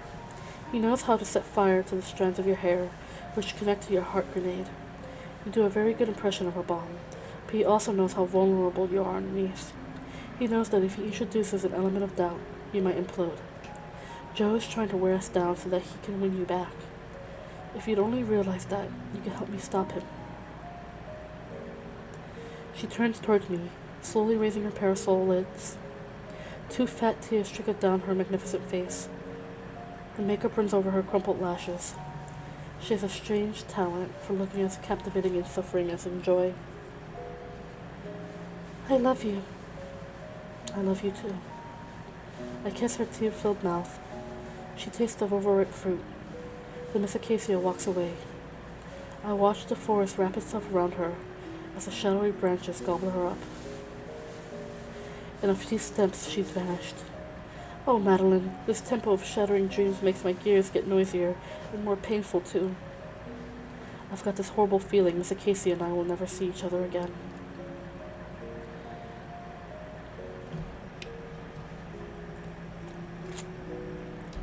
Excuse me. Chapter 11, in which our hero asks, "Oh, Madeline, where are you when I need you most?" On the way to Melies's workshop, my clock rattles alarmingly. The Alhambra bewitched alcove echoes back. When I get there, nobody's in. I sit down in the middle of all those cardboard cutouts. Lost among so many inventions, I become one of them. I'm a human gimmick who wishes he could ditch the special effects. At my age, the only effect I like to have on people is being thought of as a proper grown-up man. But I have got that talent to show Miss Acacia what I'm made of, and how much I can burn for her. Can she believe me? Can she believe in me? Or will she always think I'm playing some sort of trick on her? My dreams stretch to the top of Arthur's Seat. I'd like to teleport that mountain here, in front of the Alhambra, to find out what's happened to my makeshift family. I'd give anything for them to appear here right now. I miss them so badly. Madeline and Melies would walk about psychology and tinkering with things over a delicious meal cooked from one of my midwife mother's secret recipes. She and Miss Acacia would spark each other off on the subject of love. They'd probably tear each other's hair out too. But all hostilities would cease with the aperitif. They tease each other, acerbic one moment, kind the next, until they were in cahoots at last. And then Anna, Luna, and Arthur would join us, peppering the discussion with tales by turns, tragic and outlandish. "What's with the sad face?" inquires Melies, pushing open the door. "Come on, little one. Let me show you my belles." The pretty girls keeping him company are a tall, giggly blonde, a plump brunette who drags on her cigarette holder like it's an oxygen bottle. "Ladies, this is my traveling companion," Melies introduced me, "a most loyal ally and the friend who saved me from a broken heart." I'm touched. The girls applaud as they bat their tantalizing lashes. "Sorry," Melies added for my benefit, "but I have to retire to my bedchamber for a restorative siesta that may last a few centuries." "And your voyage to the moon?" "Everything in its own time, don't you think? We have to learn to unwind every so often. Lying low is all part of the creative process." I'd like to talk to him about Joe, to have him look at the state of my gears, to ask him more questions about living with a shooting star. But it's clearly not the right moment. His birds are already clucking in boiling water, shrouded in cigarette smoke. I better leave him to his joyous sensual bath. Miss Acacia might come by to see me tonight, if that's all right with you. "Of course it is. This is your home, too." I return to the ghost train to pick up the rest of my belongings. The thought of leaving this place for good is another blow to my clock. The ghost train is haunted by wonderful memories of Miss Acacia. I was even starting to enjoy the way people found my performances funny. A large poster featuring Joe has been stuck up over mine. The bedroom is locked. The belongings I couldn't squeeze into my suitcase are waiting for me in the corridor, piled up on my rollerboard. I've turned into a bloody ghost. I'm still useless at frightening anyone. Nobody laughs when I pass by. Nobody sees me. Excuse me. I'm invisible, even to Brigitte Heim's pragmatic gaze, as if I no longer existed. A boy calls out from the queue. "Excuse me, senor, but aren't you the clock man?" "Who, me?" "Yes, you! I recognize that noise your heart makes. So, are you coming back to the ghost train?" "No, I'm just leaving as it happens." "But you've got to come back, senor. It's not the same without you." I wasn't expecting this. Something starts vibrating under my gears. I kissed a girl for the first time on this ghost train, you see. But she won't set foot here anymore now that we've got Big Joe. She's scared. Don't leave us to Big Joe, sir. Yes, we used to have fun here, calls out a second kid. Come back, another follows up. While I'm greeted this small gathering and thanking them for their warm words, my cuckoo starts up. The three of the boys clap and a few adults join in timidly. I climb on my rollerboard and head down the main avenue that flanks Alhambra, cheered on by a section of the crowd. Come back! Come back! All of a sudden, a deep, gravelly voice booms, Go away! I turn around. Behind me, Joe flashes his winner's smile. If a Tyrannosaurus could produce a grin, it would look like Joe's. Rare and terrifying. I'm just leaving, but I'm warning you I'll be back. You've won the battle for the ghost train, but I'm the king of the heart that belongs to you-know-who. The crowd starts to egg us on, like at a cockfight. So you haven't noticed anything. What? You don't think Miss Acacia's behavior has changed towards you? Let's settle this matter in private, Joe. Don't mention names in public. You're the ones I heard arguing in the bathroom last night. Because you're trying to make her believe terrible things about me. I simply told her you punched my eye out for no reason.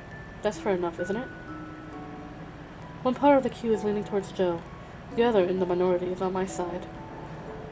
You said an old-fashioned contest, good and clean, liar. What about you? You're dreaming your life away, trying to turn everything into a special effect, and those romantic inventions of yours are just bullshit. Your style may be different, but it all comes down to the same thing in the end. So anyway, have you seen her today? No, not yet. I've taken your jobs, I've taken your bedroom, and you've lost everything.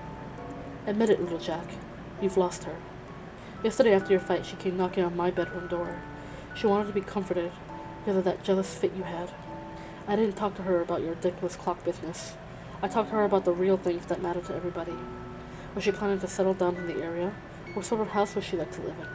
Did she want children? That kind of thing, don't you see? A shot of doubt. My spine is shaking like a bell. I can hear everything shuddering inside me. I recalled the day she nearly got trapped in the frozen lake. She buried herself in my arms at that point. Just like before. Exactly like before. I'll punch your other eye out, you scumbag. And we kissed. Just like before. Exactly like before. My head is spinning. I'm losing my grip. Far away, I can hear Brigitte Himes starting to harangue the crowd. The train ride is about to begin. My heart is choking me. I must look as ugly as a condemned man smoking his last cigar. Before heading off for his performance, Joe taunts me one last time. You didn't even notice you were losing everything. I thought I'd be dealing with a tougher opponent. You really don't deserve her. I charge at him, my clock hand sticking out. I feel like a miniature bull with plastic horns, and Joe's the smiling matador preparing to deal the death blow. Effortlessly, he grabs me by the collar with his right hand and sends me sprawling into the dust. Then he disappears inside the ghost train, followed by the crowd. I stay there for what seems like an eternity, my left arm propped up against my rollerboard, unable to react. I make it back to Méliès's workshop in the end, but it takes forever. Each time my minute hand jerks, a knife is being thrust deeper between my bones. It's midnight by my clock's heart. While I'm waiting for Miss Acacia, I stare at the cardboard moon that my romantic conjurer has made for his sweetheart. 10 past midnight, 25 past, 20 to 1. Nobody. My clockwork heart is heating up, and there's trouble brewing. That hedgehog soup is getting fierier, even though I've tried not to season it with too many doubts. Méliès comes out of his bedroom, followed by his jovial retinue of buttocks and bosoms. Even when he's over the moon, he can spot if I'm down in the dumps. With an affectionate glance, he signals to his bells to tone it down, so the cheeriness doesn't make me feel more miserable. But she doesn't come. Chapter 12, in which Miss Acacia is attacked by floorboard crocodiles in Granada. The next day, Miss Acacia is giving a concert at the cabaret in the coastal resort of Marbella, 100 kilometers from Granada. It's the perfect opportunity to meet up with her again, away from Joe, Méliès tells me. He lends me his best suit and his favorite hat. Previously, I asked him to go with me. He agrees, just as he did on the first day. Fear and doubt jostle my desire to settle as we set off. Why is it so complicated to keep the person you love so close to you? Miss Acacia gives without counting the cost. There is nothing mean-spirited about her. And although I try to return this generosity, she receives less from me. Perhaps I don't know how to give properly, but I refuse to be kicked off the most magical train ride of my life, complete with an engine that spits flaming daffodil petals. Tonight I'll explain to her that I'm ready to change in every way, provided she loves me, and then things can go back to the way they used to be. The show is to take place on a tiny stage along the seashore, yet the whole world appears to be gathered around it. In the front row sits Jo, a totem invested with power to make my entire body tremble. My little singer walks on stage, clicking her heels with a violence that surprised the audience louder and louder. She shouts, screeches, deals blow with her cries. Today she's inhabited by a wolf. A gutsy blue weaves in and out of her flamenco. Chili peppers dance on her tongue. In her sparkling orange dress, she looks like a singing powder keg. She's got so much attention to exercise this evening. All of a sudden, her left leg punches the floorboard, then her right leg, in a fiery fracas. I rush to help her, but the crowd won't let me through. People just stand there and shout as she hammers herself in like a living nail. My eyes meet hers, and I don't think she even recognizes me. Perhaps because of Meanness's hat. Jo rushes toward her, his long legs slicing efficiently through the crowd. I'm struggling in his wake. He's gaining ground. In a few seconds he'll be able to touch her. I can't let her inside those arms of his. Miss Acacia's face tenses. She must be injured. She's not the kind to complain for no reason. I wish her were a doctor, or better still, a sorcerer, to be able to pop her back on her feet. I clamber over the roof of the crowd, walking over people's heads as if I were back on the ghost train. I'm going to catch up with him. I'm going to catch up with her. She's hurt herself. I can't bear for her to be in pain. People are pressing against the stage now, keen to see what's going on. I'm level with Jo. I'm going to stop the floorboard crocodiles from gobbling her up. It'll be me this time. I'll rescue Miss Acacia, and in doing so, I'll rescue myself. From the bottom of my gears, a pain shot across my lungs. Jo has taken over me. In slow motion, his long fingers scoop up Miss Acacia.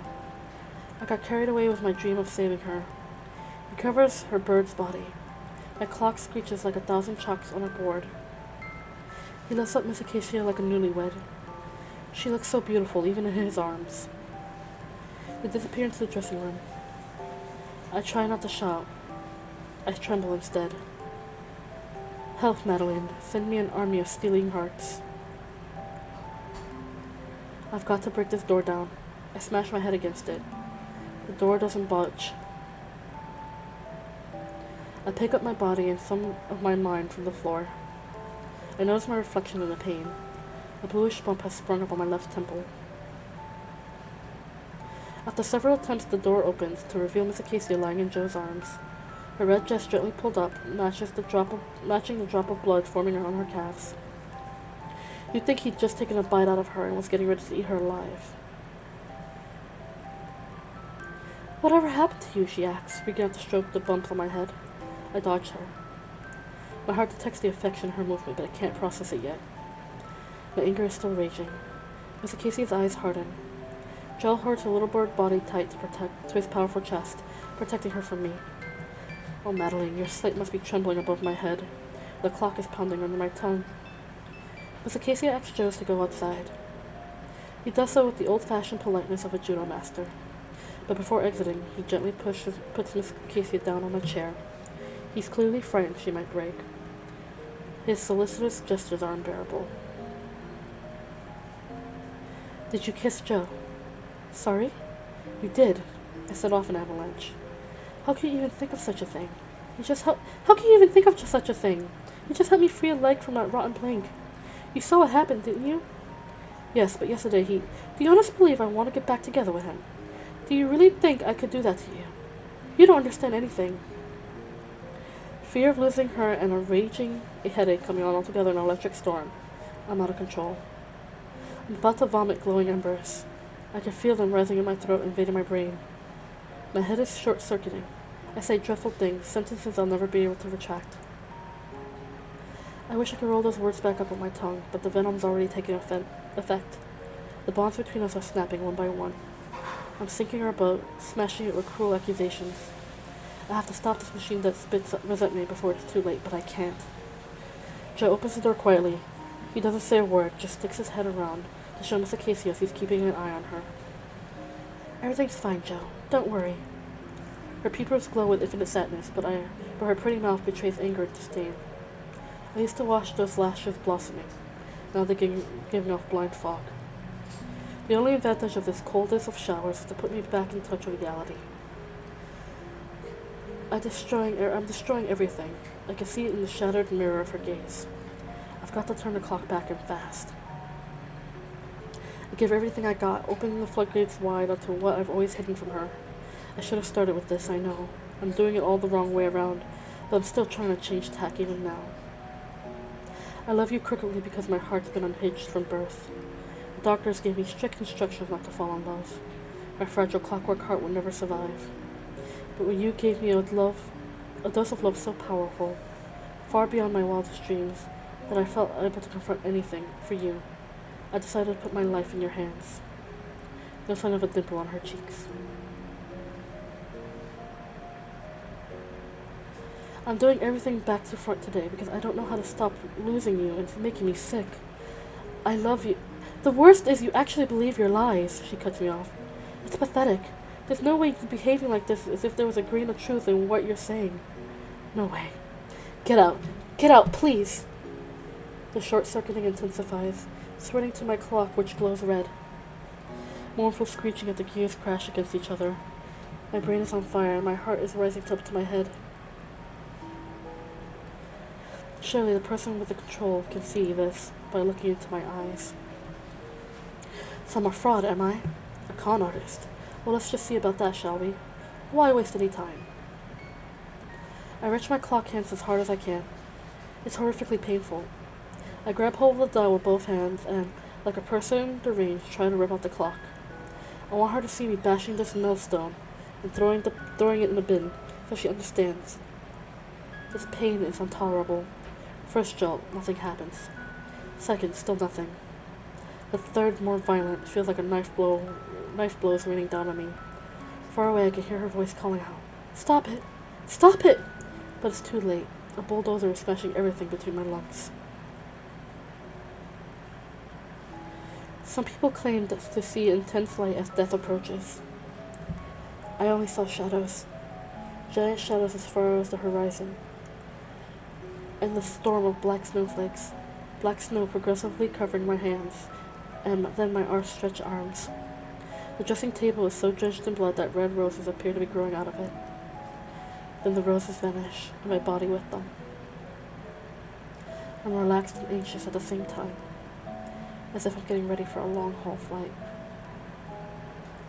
At last, rare sparks flashes up on the screen of my eyelids. Miss Acacia dancing, poised on the stiletto spindly as clock hands.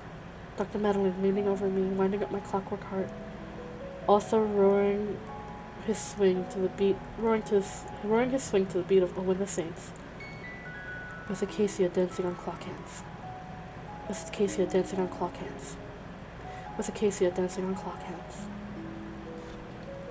The terrified screams of Miss Acacia finally rose me from my trance. I raise my head up and look at her. I've got 2 broken clock hands in my palms. The sadness and anger in her gaze has given way to fear. Her cheeks are hollow. Her eyebrows punctuate her forehead like 2 circumflex accents. Yesterday her eyes were filled with love.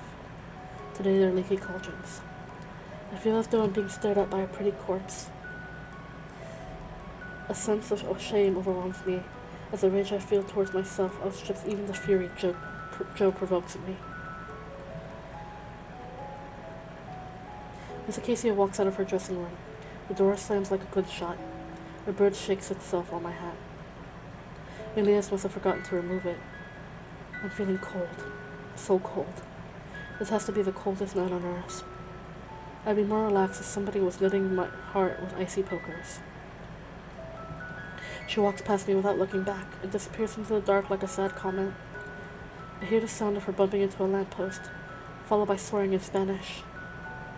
My brain orders up a smile from my memories, but the message gets lost along the way. A few meters above the stage, lightning rips across the sky. Umbrellas open up like funeral flowers. I'm rather tired of dying all the time. I hold my clock in place with the flat on my hand, blood on the gears. My head is spinning. I don't know how to make my legs work anymore. When I try walking, I'm as knock-kneed as the first time skier. My cuckoo coughs with each of my spasms, leaving wood chippings all around. Heavy sleep overcomes me. I melt into the mist with Jack the Ripper in my mind. Will it end up like him, only successful in relationships with dead women? Everything I did for Miss Acacia. But my dreams and my reality haven't worked out. I wanted to work, wanted it so badly, probably too much. I thought I could do anything for her, crumbling the moon to make her eyelids sparkle, never sleeping before the sound of the birds yawning at dawn, going to the ends of the earth to find her. Is this what it all comes to? A flash of lightning shaloms between the trees, ending its journey in silence on the beach. The sea lights up for a moment. Perhaps Miss Acacia still has something to say to me. Then the foam retreats and Marbella switches back into darkness. The spectators bolt from the rain like rabbits into a warren. It's time for me to pack up my suitcase of dreams. Chapter 13, in which little Jack has a change of heart and a gigantic hangover. It takes Méliès 2 days to drag my carcass from Marbella back to Granada. When we finally reach the city's outskirts, the Alhambra looms like an elephant's graveyard. Its fortifications glint in the darkness, ready to bush me. Get up, whispered Méliès. Don't give in. Don't leave me. Everything's coming apart inside of me. I squint over the stumps of my clock hands. It's a terrifying sight that reminds me of when I was born. Nothing makes sense anymore. As a newly fledged adult, I used to want to look after my clock, so I would last long enough to realize my dream of having a family of my own. Well, all that has dissolved like snowflakes in the flames. What rose-tinted nonsense love is. Madeline has warned me, of course, but I want to follow my heart. I'm dragging myself along with painstaking slowness. A huge fire rages inside my chest, but I feel anesthetized. I wouldn't notice if an airplane flew straight into my eyes. I'd give anything to see Arthur's seat rise up before me. Oh, Madeline, if only. I drive straight into my bed. There must be a few childhood dreams still hidden under my pillow. I do my best not to crush them, heavy though my head is with grown-up worries. I'd go to sleep thinking I'd never wake up again, which is a strangely comforting idea. The next morning I'd have a hard time coming to, knocked out like a failed boxer. But Madeline would lavish her attentions on me, restoring to me to how I was before. Just because a letter never came doesn't stop me from taking to my midwife mother in my head. Back in his workshop, Méliès tucks me up in his bed. Blood spreads across the white sheet. Snow roses reappearing, twirling. Bloody hell, I'm staining the sheets, I think, in a flash of consciousness. My head was a ton, and my brain is as tired of being trapped inside my head as my heart is under my clock dial. I want to change my heart. Make me different. I don't want to be me anymore. Don't you see? I've had enough of this wooden heart. It's like a dead weight that keeps crackling all the time. Méliès watches over me concerned. Your problem goes much deeper than your wooden heart, you know. I feel as if a giant acacia tree is growing between my lungs. This evening I saw Joe carry Miss Acacia in his arms, and it was like being stabbed. I never wanted to believe it could be so hard. And when she slammed the door and left, it was harder still. You knew the risks, my boy, when you gave a shooting star the keys to your heart. I want you to fit me with a new heart and set the counter back to 0. I never want to fall in love again. Noticing the mad suicidal glimmer in my eyes, Méliès realizes there's no point in arguing. He lays me out on the workbench, the way Madeline used to in the old days, and gets me to wait. Hold on, I'm going to find something for you. I can't relax. My gears are making atrocious grating noises. I must have a few spare parts somewhere, he adds. I'm fed up with being mended.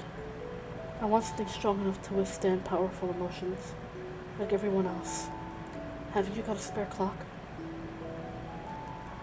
That won't solve anything. You need to mend your flesh and blood heart, and you don't need a doctor or a clockmaker for that.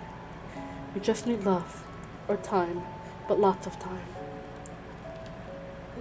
I don't want to wait.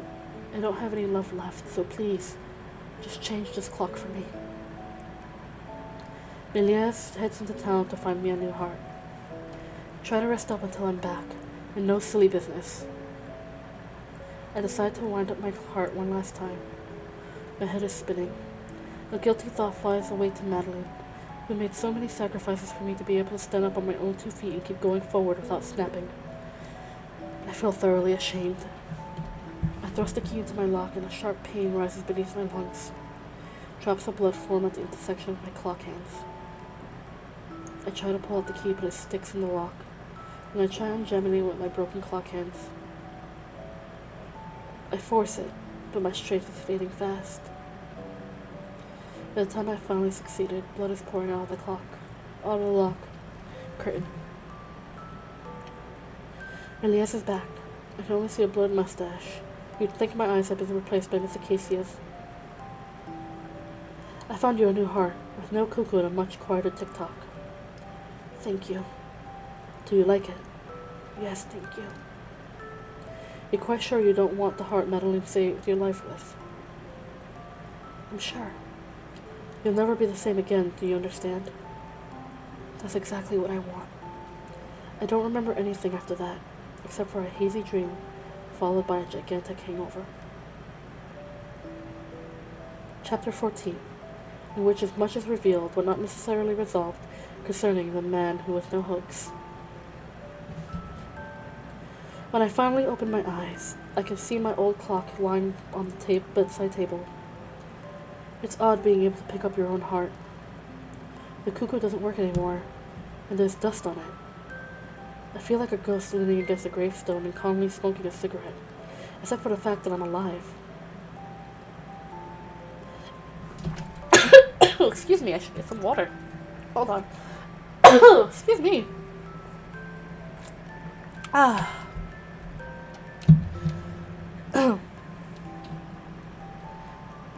There's dust on it.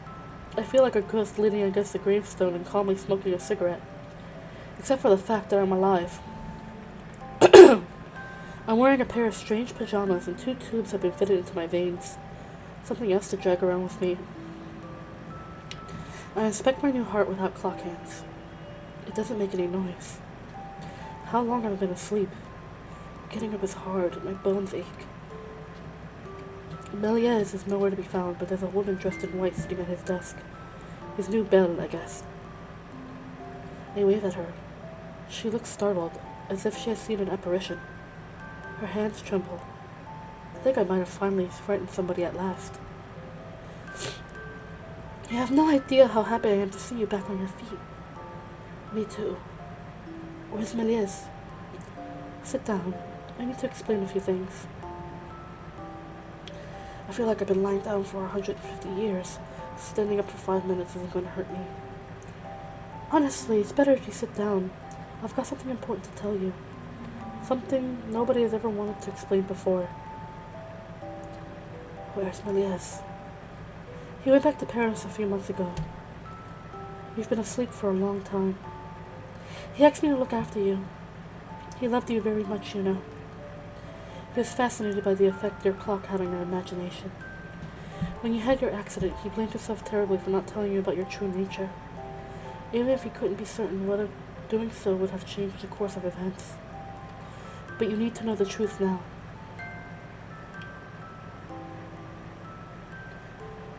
What accident? Don't you remember? She says sadly. In Marbella, you tried to wrench out the clock that was stitched onto your heart. Oh yes. Méliès tried to graft on a new heart to cheer you up. Cheer me up. I was at death's door. Yes, we all think we're going to die when we're separated from someone we love. But I'm talking about your heart in the mechanical sense of the word. Listen carefully, because I know you'll find what I'm about to say hard to believe. She sits down right by my side and takes hold of my right hand. I can feel her trembling. You could have lived without either clock, new or old. They don't interact directly with your physical heart. They aren't real prosthetics. They're just placebos, which, medically speaking, don't do anything. But that's impossible. Why would Madeline have made that up? For psychological reasons, I expect. To protect you from her own demons, as many parents do one way or another. Look, you don't understand this kind of medicine. It's as simple as that. At least now I realize why she always insisted I got my heart looked at after clockmakers and not doctors. I know it's a shock to wake up to all this, but if you plan on to live a real life after all, then you've got to stop getting wound up, if you'll forgive the pun, by all this nonsense. I don't believe you for a single second. And that's a perfectly normal reaction. You believed in this Cuckoo Clock Heart story all your life. How do you know about my life? I read about it. Méliès wrote your story down in his book. The Man Who Is No Hoax, it says on the cover. I leaf through it quickly. Our epic journey across Europe, Granada, meeting up with Miss Acacia, Joe's comeback. Don't read the ending right away, she admonishes me. Why not? First, you need to get used to the idea that your life isn't linked to your clock. That's the only way for you to change the ending of this book. I could never believe that, let alone accept it. You lost Miss Acacia because of your iron belief in your wooden heart. I don't have to listen to this. You might have realized what was going on if the story of your heart wasn't anchored in so deeply inside you. But you must believe me now. Right. Now you can go ahead and read the third section of the book, if you like, even though it'll be painful for you. One day, you'll be able to put all this behind you. Why did Méliès never tell me this? Méliès said you weren't ready to hear it yet, psychologically speaking. He deemed it too dangerous to reveal the truth to you on the evening of the accident, giving your state of shock by the time you made it back to the workshop. He blamed himself dreadfully for not having told you before. I think he got seduced by the idea of your Cuckoo Clock Heart. It doesn't take much for him to believe in the impossible. We cheered him up to watch you become a grown man with such complete belief. Until that tragic night. I don't want those memories dredged up for the time being. I understand, but I do need to talk to you about what happened immediately afterwards. Would you like something to drink? Yes, but please no alcohol. My head still hurts. While the nurse goes in search of something to help me recover from my emotional overload, I looked at my battered old heart beside the table, then the new clock under my crumpled pajamas. A metal dial, with clock hands protected by a pane of glass. A sort of bicycle bell sits on top of the number 12. The clock feels scratchy, as if somebody else's heart has been grafted onto me. I wonder what that strange woman in white is going to try to make me believe next. While Méliès headed off into town that day to find a clock that would temporarily calm you, she says, you tried to wind up your broken clock. You remember that? Yes, vaguely. From what Méliès described to me, you were virtually unconscious and bleeding heavily. Yes, my head was spinning. I could feel myself being dragged down. You suffered internal bleeding. When Méliès realized this, he suddenly thought of his old friend, Jehan de Annecy, and came in great haste to find me. He might have forgotten my kisses all too quickly, but he always remembered my nursing talents. I was able to stem your hemorrhaging just in time, but you didn't regain consciousness. He still wanted to carry out the operation he promised you. He said you'd wake up in a better psychological state if you had a new clock. Call it an act of superstition on his part. He was terrified of you dying. I listened to her tell my story. She could be giving me news about somebody I once dimly knew. It's difficult to connect these wild imaginings with my own reality. I was terribly in love with Méliès, even if it was unrequited. That's why I chose to take care of you at first, to stay in touch with him. Then I grew attached to your character as I read The Man Who Was No Hoax. I've been immersed in your story ever since, in every sense. I've watched over you from the day of your accident. I'm completely taken aback. My blood is pumping strange lighthouse signals to the right side of my brain. It could be true. It could be true. According to Méliès, you destroyed your heart in front of Miss Acacia. You wanted to show her how much you were suffering, and at the time how much you loved her. It was a rash and desperate act. But you were just a boy then. Worse, a young man with childish dreams. He survived by muddling dreams and reality. I was still that childish teenager until a few minutes ago. No, that stopped when you decided to let go of your old heart. And that's precisely what Madeline was frightened of.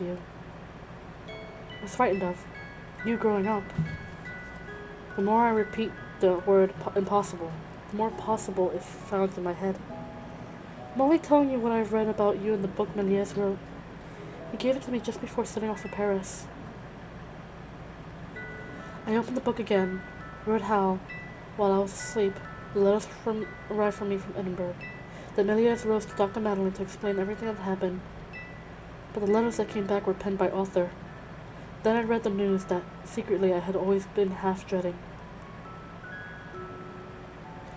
The morning that little Jack left us, Luna, Anna, and I returned to the top of the mountain to find the door to the house half open and no one was in sight.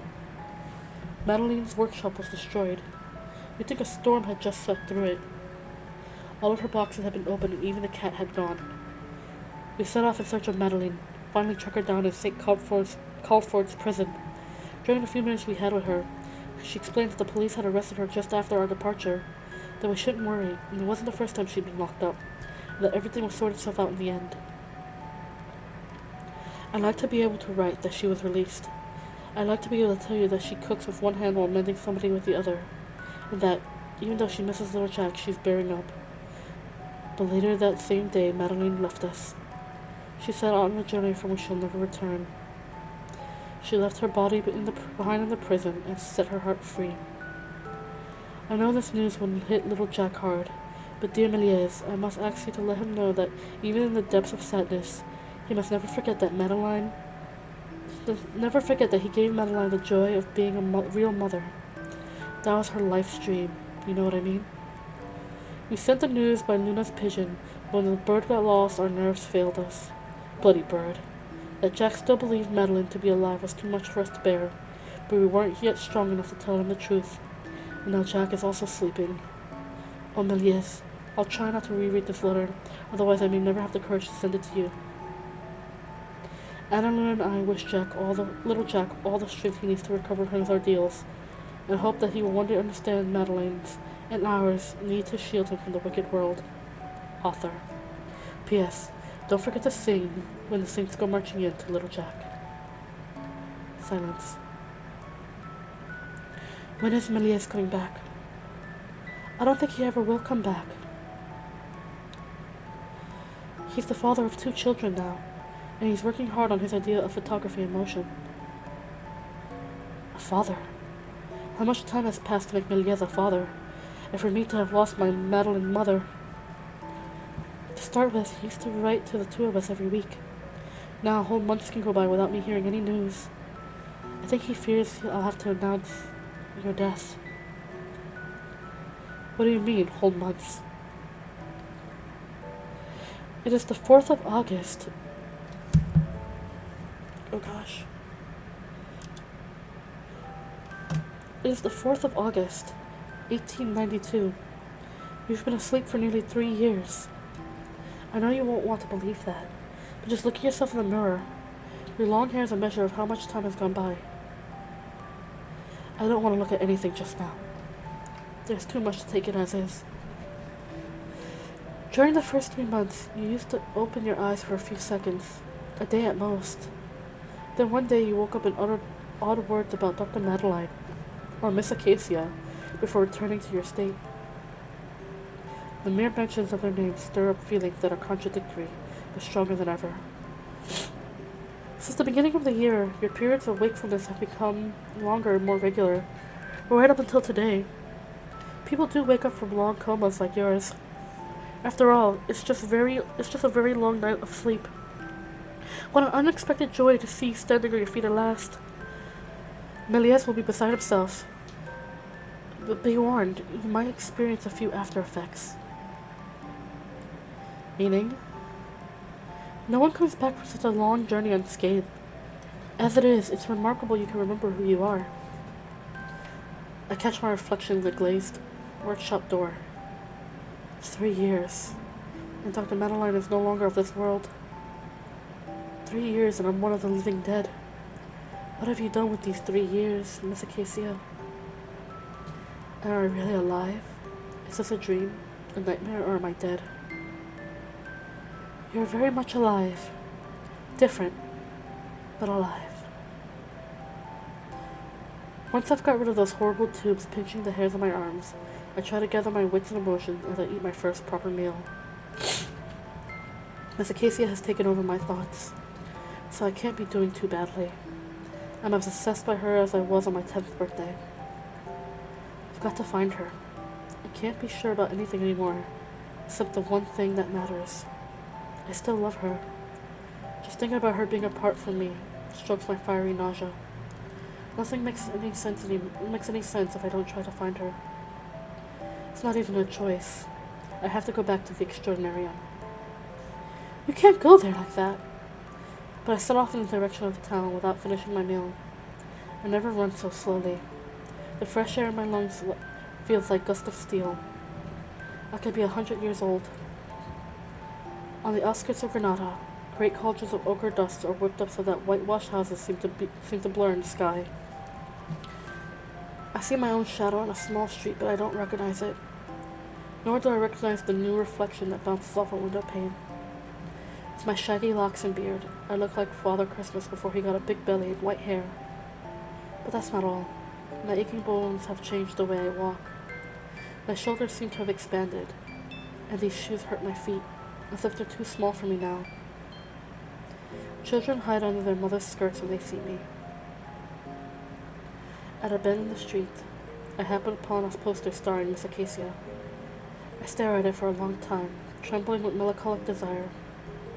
Her gaze has grown more self-assured, although she still doesn't wear glasses. Her nails are longer, and she paints them now. Miss Acacia is more ravishing than ever, while I've turned into a caveman in pajamas. When I get to the Extraordinarium, I head straight for the ghost train. My favorite memories rush up at me, finding their place again inside my head. Unhappy memories don't waste any time enjoying them. I'm taking a seat in one of the carriages when all of a sudden I notice Joe. He's sitting on the landing, smoking a cigarette. The ride appears to have been extended. Suddenly I can see Miss Acacia, sitting a few rows behind me. Be quiet, my heart. She doesn't recognize me. Be quiet, my heart. Nobody recognizes me. Quite frankly, I'm having a hard time recognizing myself. Joe tries to frighten me the way he does other passengers. He won't succeed. That said, when I see him kiss Miss Acacia at the exit to the ghost train, I know his talents for trampling on other people's dreams are alive and kicking. But I won't be discouraged. Not this time. Because now I'm the one who's the outsider. Miss Acacia takes a puff of Joe's cigarette. The intimacy this implies makes me feel sick. As sick as seeing them kiss. They're only a few meters away. I hold my breath. He kisses her again, the way you might roll up your sleeves and do the washing up. How can you kiss a girl like that without thinking about it? I don't say anything. Give her back to me. You'll see how much heart I'll put into it, whatever that heart might be made of. I'm all shaken up, and it takes every bit of strength I got to hold my emotions in check. Her sparkling voice, like strawberry-flavored tear gas, stings my eyes. Will she even recognize me? Am I strong enough to tell the truth this time? And if it goes wrong, am I strong enough to hide it from her? Joe goes back inside the ghost train. Miss Acacia walks past me, The reeds of her perfume are as familiar as an old bed cover full of dreams. I can almost forget she's the lover of my bitter enemy. "Hello," she says, noticing me. My shoulders sink under the dead weight of her non-recognition. I notice a bruise on her left knee. I dive straight in, without really knowing what I'm doing. "Still not wearing your glasses, then?"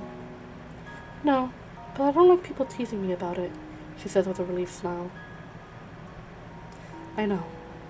What do you mean, you know?" "I know we fought because of Joe and jealousy. I know I threw my heart away because I loved you crookedly, but I want to learn everything afresh because I love you more than all the world." There you go. That's what I should have said. The words float across my mind and head from my mouth, but they just don't come. I just cough instead. "Why are you wearing your pajamas outside? You haven't run away from the hospital, have you?" She talks to me gently, as if I were an old man. "I didn't run away. I've come back from a very serious illness." "Well, senor, you're gonna need some clothes now." We smile at each other, the way we used to. For a moment I think she's worked out who I am. Or at least that's what I secretly wish for. "See you soon," we say, and head back to Méliès's workshop with a sort of twisted hope. Don't put off revealing your true identity," the nurse insists. I need a bit longer. The time to get used to her again. "Well, don't take too long about it. You already lost her once by hiding your past. Otherwise she'll bury her head in your chest, only to discover there's another clock in place of the old one. Speaking of which, why don't I get rid of it once and for all?" "Look, we will get rid of it, but I need more time. It was Dr. Madeleine's masterpiece, after all. Let's just wait until I'm feeling a bit better, all right?" "You're feeling better already. How about I cut your hair and shave off that prehistoric beard of yours?" "No, not yet. By the way, you don't happen to have one of Méliès's old suits I'm still hanging around?" Every now and then I position myself in a key spot, not far from the ghost train. That way we can run into each other as if by chance. The report we strike up resembles what we used to have so closely that I don't know if I'm laughing or crying. Sometimes during our silences, I tell myself that she knows but isn't saying anything. Except that's not her style. I'm careful not to harass Miss Acacia. I've learned my lesson from the first accident in love. Instinctively, I still want to push things, but the pain slows me down, or at any rate stops me in being in such a rush. I'm starting to manipulate the truth again, but I'm enjoying nibbling the crumbs of her presence from the safety of my new identity, and the thought of ending all of this makes my stomach lurch. This game has been going on for more than 2 months, and Joe doesn't seem to have noticed anything. Méliès's shoes are starting to hurt my feet now. As for her suit, I look like I'm going fishing disguised as a magician. Johanne, my nurse, thinks this metamorphosis is a result of my long coma. My bones are trying to make up for the lost time after being compacted like springs for 3 years. As a result, I've got curvature of the spine, which affects my whole body. Even my face is changing. My jaw is more thick-set, and my cheekbones are more prominent. "Here comes Mr. Neandercute, dressed up in his brand-new suit," Miss Acacia calls out when she sees me coming.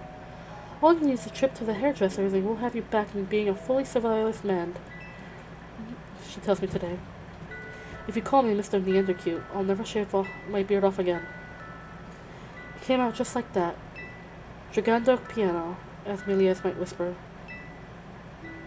"You can shave it off, and I still call you Mr. Neandercute if you like." So we're back to these deliciously confusing emotions. I can't savor them fully, but it's already a lot better than being apart from her. You remind me of an old lover I once had. More of the old or the lover? Both. Did he have a beard? No, but he was a mysterious figure like you. He believed in his lies, or rather his dreams. I thought it was just to impress me, but he really did believe in them. Perhaps he believed in them and wanted to impress you at the same time. Perhaps. I don't know. He died a few years back. Died? Yes, I laid flour on his grave again this morning. What if he only died to impress you, to get you to believe him? Oh, he'd have been perfectly capable of something like that. But he wouldn't have waited 3 years to come back. What did he die of? That's a mystery. Some people saw him struggling with a horse. Others say he died in a fire which he accidentally started. As for me, I'm afraid he died in a fit of anger after our final argument. It was a terrible row. All I know for sure that he's dead, because they buried him.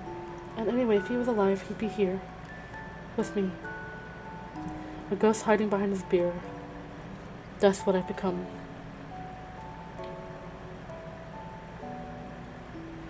Did he love you too much? You can never love somebody too much. Did he love you badly? I don't know. But let me tell you this.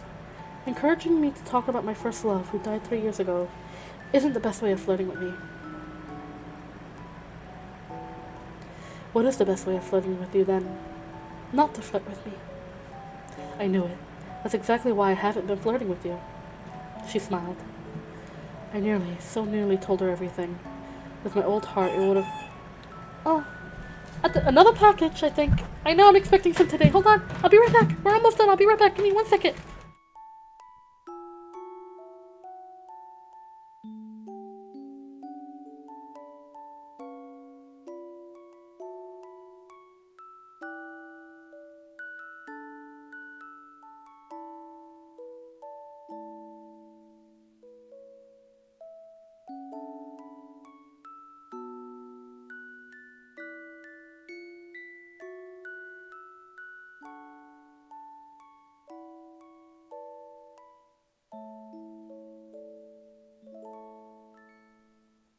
Okay, I'm back. One moment. We're almost done. We're almost done. Okay. I so nearly told her everything. With my old heart, it would have popped out all by itself. But now, everything's different. I went back to the workshop just as the vampire reclines his coffin, ashamed of having bitten a magnificent neck. You'll never be the same again, Milius told me before the operation. Regrets and remorse press against a stormy gulf. Only a few months have gone by and I'm already fed up with my life in its muted version. I finished convalescing now, and want to return the heat of fire without this mask of a beard and bushy hair. I don't mind growing up a bit, and I've got to turn this false reunion around. Tonight when I go to bed, I'm eager to rummage among the memories and dreams that lie in passion's dustbin. I want her to see what's left of my old heart, the one that let me fall in love last time. My new clock hardly makes any noise, but I'm no less of an insomniac. The old one is tidied away on a shelf in a cardboard box. Perhaps if I repaired it, everything would be just as it was before. No Joe, no knife between the clock hands. To travel back in time to that period when I loved guilelessly, and I forged my way, head down without worrying about bumping into my dreams. Bring back those days when I wasn't afraid of anything, when I could climb on board love's rose-tinted rocket without fastening my safety belt. I'm older today, but more sensible too. But as a result, I no longer dare leap towards the woman who will always make me feel like I'm 10 years old. My old heart will continue to make me dream more than a new one, even though it's battered outside my body now. It's the real thing. It's mine. Like a fool, I went and smashed it. What have I become, my own imposter? A see-through shadow? I grab the cardboard box and carefully take out the clock, putting it down on my bed. Curls of dust right up. I slide my fingers inside my former gears.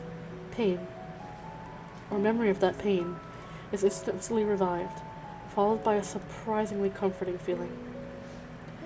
After a few seconds, the clock goes clickety-clack, like a skeleton learning to walk again, then it stops. My rapture transports me from the top of Arthur's seat into the tender arms of Miss Acacia. I tie the clock heads back into position with 2 pieces of string. It's not a very sturdy arrangement. I spent the night trying to repair my old wooden heart, but being the pathetic tinkerer that I am, I don't have any luck. If only Madeline were here, to flash that twitch of a smile before expertly manipulating my clock gears. Or Milius with all his sound of ice. But by dawn, I've made up my own mind. I'm going to find Miss Acacia to tell her the whole truth. I've put my old clock back in the box. It's a present for someone who has become a great singer. I won't give her the key this time. I'll give her the whole heart too, in the hope that she might once again decide to tinker at love with me. I walked down the main avenue in the extraordinarium, like someone condemned to die. I crossed paths with Joe, and our eyes meet as if we were fighting a duel in a western, in slow motion. But I'm not afraid anymore. For the first time in my life, I imagine what it must be like to be in his shoes. Today I'm just in a position to win back Miss Acacia, just as I was when he took on the job at the ghost train. I think about how much he must have hated me at school when I couldn't stop talking about her, not realizing that he was in agony because she'd gone away and never come back. This great tall fellow and I almost have something in common. I watch him stride off until he disappears out of sight. Up on the ghost train walkway, Brigitte Himes appears. When I catch sight of her hairstyle, identical to the bristles on a broom, I turn back. She's like a sallow witch who reeks of loneliness, and as unhappy as those pile of old stones, and as unhappy as the old pile of stones that she collects. I could have tried talking calmly to her, but now that she no longer recognizes me, but the idea of her spitting respiteful remarks makes me feel tired.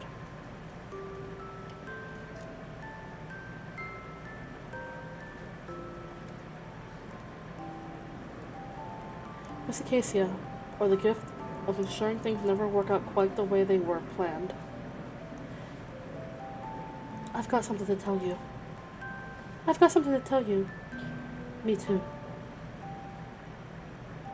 I don't think it's a good idea for us to carry on. Oh, you've got a present for me. What's inside the box? A heart in 1,000 pieces. Mine.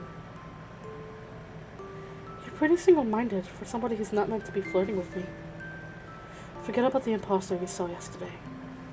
I want to tell you the whole truth now. The truth is you never stop trying to flirt with your unkempt appearance and that suit you wear. I'll admit, it works for me. A tiny bit. I grab her cheeks between my fingers. They've lost none of their glow. I place my lips on hers without saying a word. The softness of her lips makes me momentarily forget my best intentions. I wonder if I didn't just hear a clickety clank from inside the box. The kiss leaves me with an aftertaste of red peppers. A second kiss takes over from the first. We press harder this time, plugging back into electric memories, reconnecting with treasures buried deep beneath the skin. Robber. Imposter, hisses the right side of my brain. Wait, let's talk about it later, my body answers. My heart is being tugged in opposite directions. It beats wildly with all its might. I'm intoxicated by the pure and simple joy of rediscovering her, despite the nasty feelings I'm also cuckolding myself. This kind of simultaneous happiness and suffering is too much. I'm used to the rain after fine weather, but right now flashes of lightning are streaking across the bluest of sky in the world. I asked to speak first, she tells me sadly, extricating herself from my embrace. I don't want to carry on seeing you. I know we've been circling around each other for months now, but I'm in love with someone else, and have been for a long time. It'd be crazy to start a new relationship. I'm really sorry, but I'm still in love. With Jack. Joe, I know. No, with Jack. The old lover I told you about. The one you remind me of sometimes. A big bang of sensations wreak havoc in my emotional connections. Tears come without warning, hot and long, impossible to hold back. I'm sorry. I didn't want to hurt you, but I've already married someone I'm not in love with.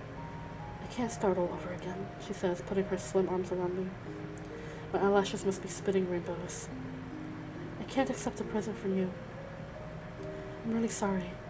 Don't make things any more complicated than they already are. I take my courage in both hands as I grab hold of the parcel containing my clockwork heart. Open it anyway. It is a present intended for you alone. If you don't take it, no one else can use it. She accepts, visibly embarrassed. Her carefully painted pretty little fingers tear off the paper. She feigns a smile. It's a precious moment. Giving your heart wrapped up in a box to the woman of your life is no small undertaking. She takes the box, going through the motions of guessing its contents. Is it fragile? Yes, it's fragile. Her discomfort is palpable. Gently, she lifts the lid. Her hands dive to the bottom of the box and grab hold of my old clockwork heart. The top of the dial appears in the daylight, then the center of the clock and its clock hands that have been stuck together again. She looks at it. Not a word. She rummages nervously in her handbag, gets out a pair of glasses, which she clumsily perches on her tiny nose. Her eyes scrutinize every detail. She makes the clock hands turn clockwise, and then anti-clockwise. Her spectacles messed up on the outside. She shakes her head slowly. Her lenses messed up on the inside too. Her hands are trembling. They're attached to the inside of my chest. My body registers their seismic movements and reproduces them, even though, technically speaking, she's not touching me. My clock rings out inside me, shaken by the trembling that grows stronger all the time. Miss Acacia gently puts my heart down on the low wall that we've snuggled up against so many times. Finally, she raises her head in my direction. Her lips part and whisper. Every day, I went there. Every single day. I've been lying flowers on your bloody grave for 3 years. From the day you were buried until this morning, I was there again only just now. But that was the last time. Because from now on, as far as I'm concerned, you no longer exist. She turns on her heel for good, and steps slowly over the wall. My clockwork heart is still lying on top of it, its clock hands pointed to the ground. Miss Acacia's gaze passed right through me. She doesn't even look angry. It really is as if I don't exist anymore. Her gaze is like a sad bird, hovering for a moment over the cardboard box, then flying off towards the skies. I'll never know. The pitter-patter of her footsteps soon fade. Soon, I'll no longer be able to see her voluptuous derriere rolling in velvet backwash. The swish of her skirt will have vanished, and only a hint of her soft tread will linger on. She'll be just 10 centimeters tall, 9 centimeters, 6, scarcely the size of an empty matchbox. 5, 4, 3, 2. This time, I'll never see her again. Epilogue. Dr. Madeline's clockwork heart continues its journey outside our hero's body, if we can call him a hero. Brigitte Heim was the first to notice it. On a low wall, the Cuckoo Clock Heart looked like a toy offered to the dead. She picked it up to add to her collection of unusual objects, and so the clock lay for a while between the 2-inch skulls from the floor of the ghost train. On the day that Joe recognized it, he lost his powers as a scare person. One night after his performance, he decided to get rid of it. He took the road towards the cemetery of Saint Philippe with the clock under his arms. Whether as a mark of respect or without a pure superstition, we'll never know, but he laid the clock down on little Jack's untended grave. Hi, Boopy. Thank you for walking on my table. Miss Acacia left the extraordinarium during the month of October 1892. On that same day in October, the clock disappeared from the cemetery of Saint Philippe. Joe continued with his ghost train career, haunted to the end of his days by the loss of Miss Acacia. Performing under her grandmother's name, Miss Acacia went on to set the hearts alight in the cabarets across Europe. 10 years later, when she came to Paris, she could have been spotted in a cinema that was on the screening Voyage to the Moon by one Georges Méliès, who had become cinema's greatest precursor, its inventor par excellence. Had they met, they would have conversed in hushed tones for a few minutes after the screening. He would have given her a copy of The Man Who Was No Hoax. A week later, the clock resurfaced at the door of an old Edinburgh house. It was wrapped in a shroud, as if a stork or a pigeon had just dropped it off. The heart remained on the doormat for several hours before being picked up by Luna and Anna, who had reoccupied the deserted house, founding a different sort of orphanage that looked after older children too, such as Arthur. After Madeline's death, rust had invaded Arthur's spine. The slightest movement made him creak. He grew afraid of the cold and the rain. The clock came to the end of its journey on his bedside table, together with a book that was tucked inside the parcel. Jean, Jean d'Annecy, little Jack's nurse in Granada, never saw that clock again, but eventually found the way to Méliès's heart. They spent the rest of their days together, running a shop specializing in pranks and hoaxes close to Montparnasse station. The world had forgotten about Méliès by then, but Jean continued to listen passionately to his stories about the man with the Cuckoo Clock Heart and other shadowy monsters. As for our hero, he grew taller and taller, but he never got over the loss of Miss Acacia. He went out every night, only at night, to roam the outskirts of the Extraordinarium, in the shadow of its fairground attractions, but the half-ghost that he had become never crossed its threshold. He then retraced his own boyish footsteps all the way back to Edinburgh. The city was exactly as he remembered it. Time seemed to have stood still there. He climbed Arthur's seat just as he had as a child. Great big snowflakes had landed on his shoulders, heavy as corpses. The wind licked the old volcano from head to toe, its frozen tongue goring the mist. It wasn't the coldest day on earth, but it wasn't far off either. Deep inside the blizzard, the pitter-patter of footsteps rang out. On the right-hand side of the volcano, he thought he recognized a familiar figure. He saw a wind-tousled hair and the distinctive strut of a proud doll prone to bumping into things. Just another dream I've gotten muddled with reality, he said to himself. When he pushed open the door of his childhood home, all of Madeleine's clocks were silent. Anna and Luna, his two garishly dressed aunts, had great difficulty in recognizing this person who they could no longer properly call Little Jack. They had to sing a few notes of Owen the Saint before they opened their skinny arms. Oh, he already knew the story. Luna gently explained to him how Dr. Méliès had written to Dr. Madeleine informing her of Little Jack's coma, only to receive a reply from Arthur instead. In it, the bed-bound former tramp laid out the details of the original letter, the one that had never reached Jack, but which Méliès would include in The Man Who Was No Hoax. And Luna also owned up to the fact that the other letters sent by the bird had been written by her and Anna. Before the silence could make the walls explode, Anna took Jack's hand very firmly in hers and led him to Arthur's bedside. The old man revealed the secret of little Jack's life to him. Without Madeleine's clock, you would never have survived the coldest day on earth. But after a few months, your flesh and blood heart was strong enough. She could have removed the heart as expertly as she removed the stitches. That's what she should have done. You know what I mean? No family dared adopt you because of that tick-tock contraption sticking out of your left rib, but over time she grew attached. Madeleine saw you as the tiny, fragile thing to be protected at all costs, linked to her by an umbilical cord in the form of a cuckoo clock. She was terribly afraid of the day when you'd become an adult. She tried to adjust your heart so that she could always keep you close to her. She promised that she'd try to get used to the idea that you might also suffer in love one day, but that's because that's how life is. You know what I mean? But she never did.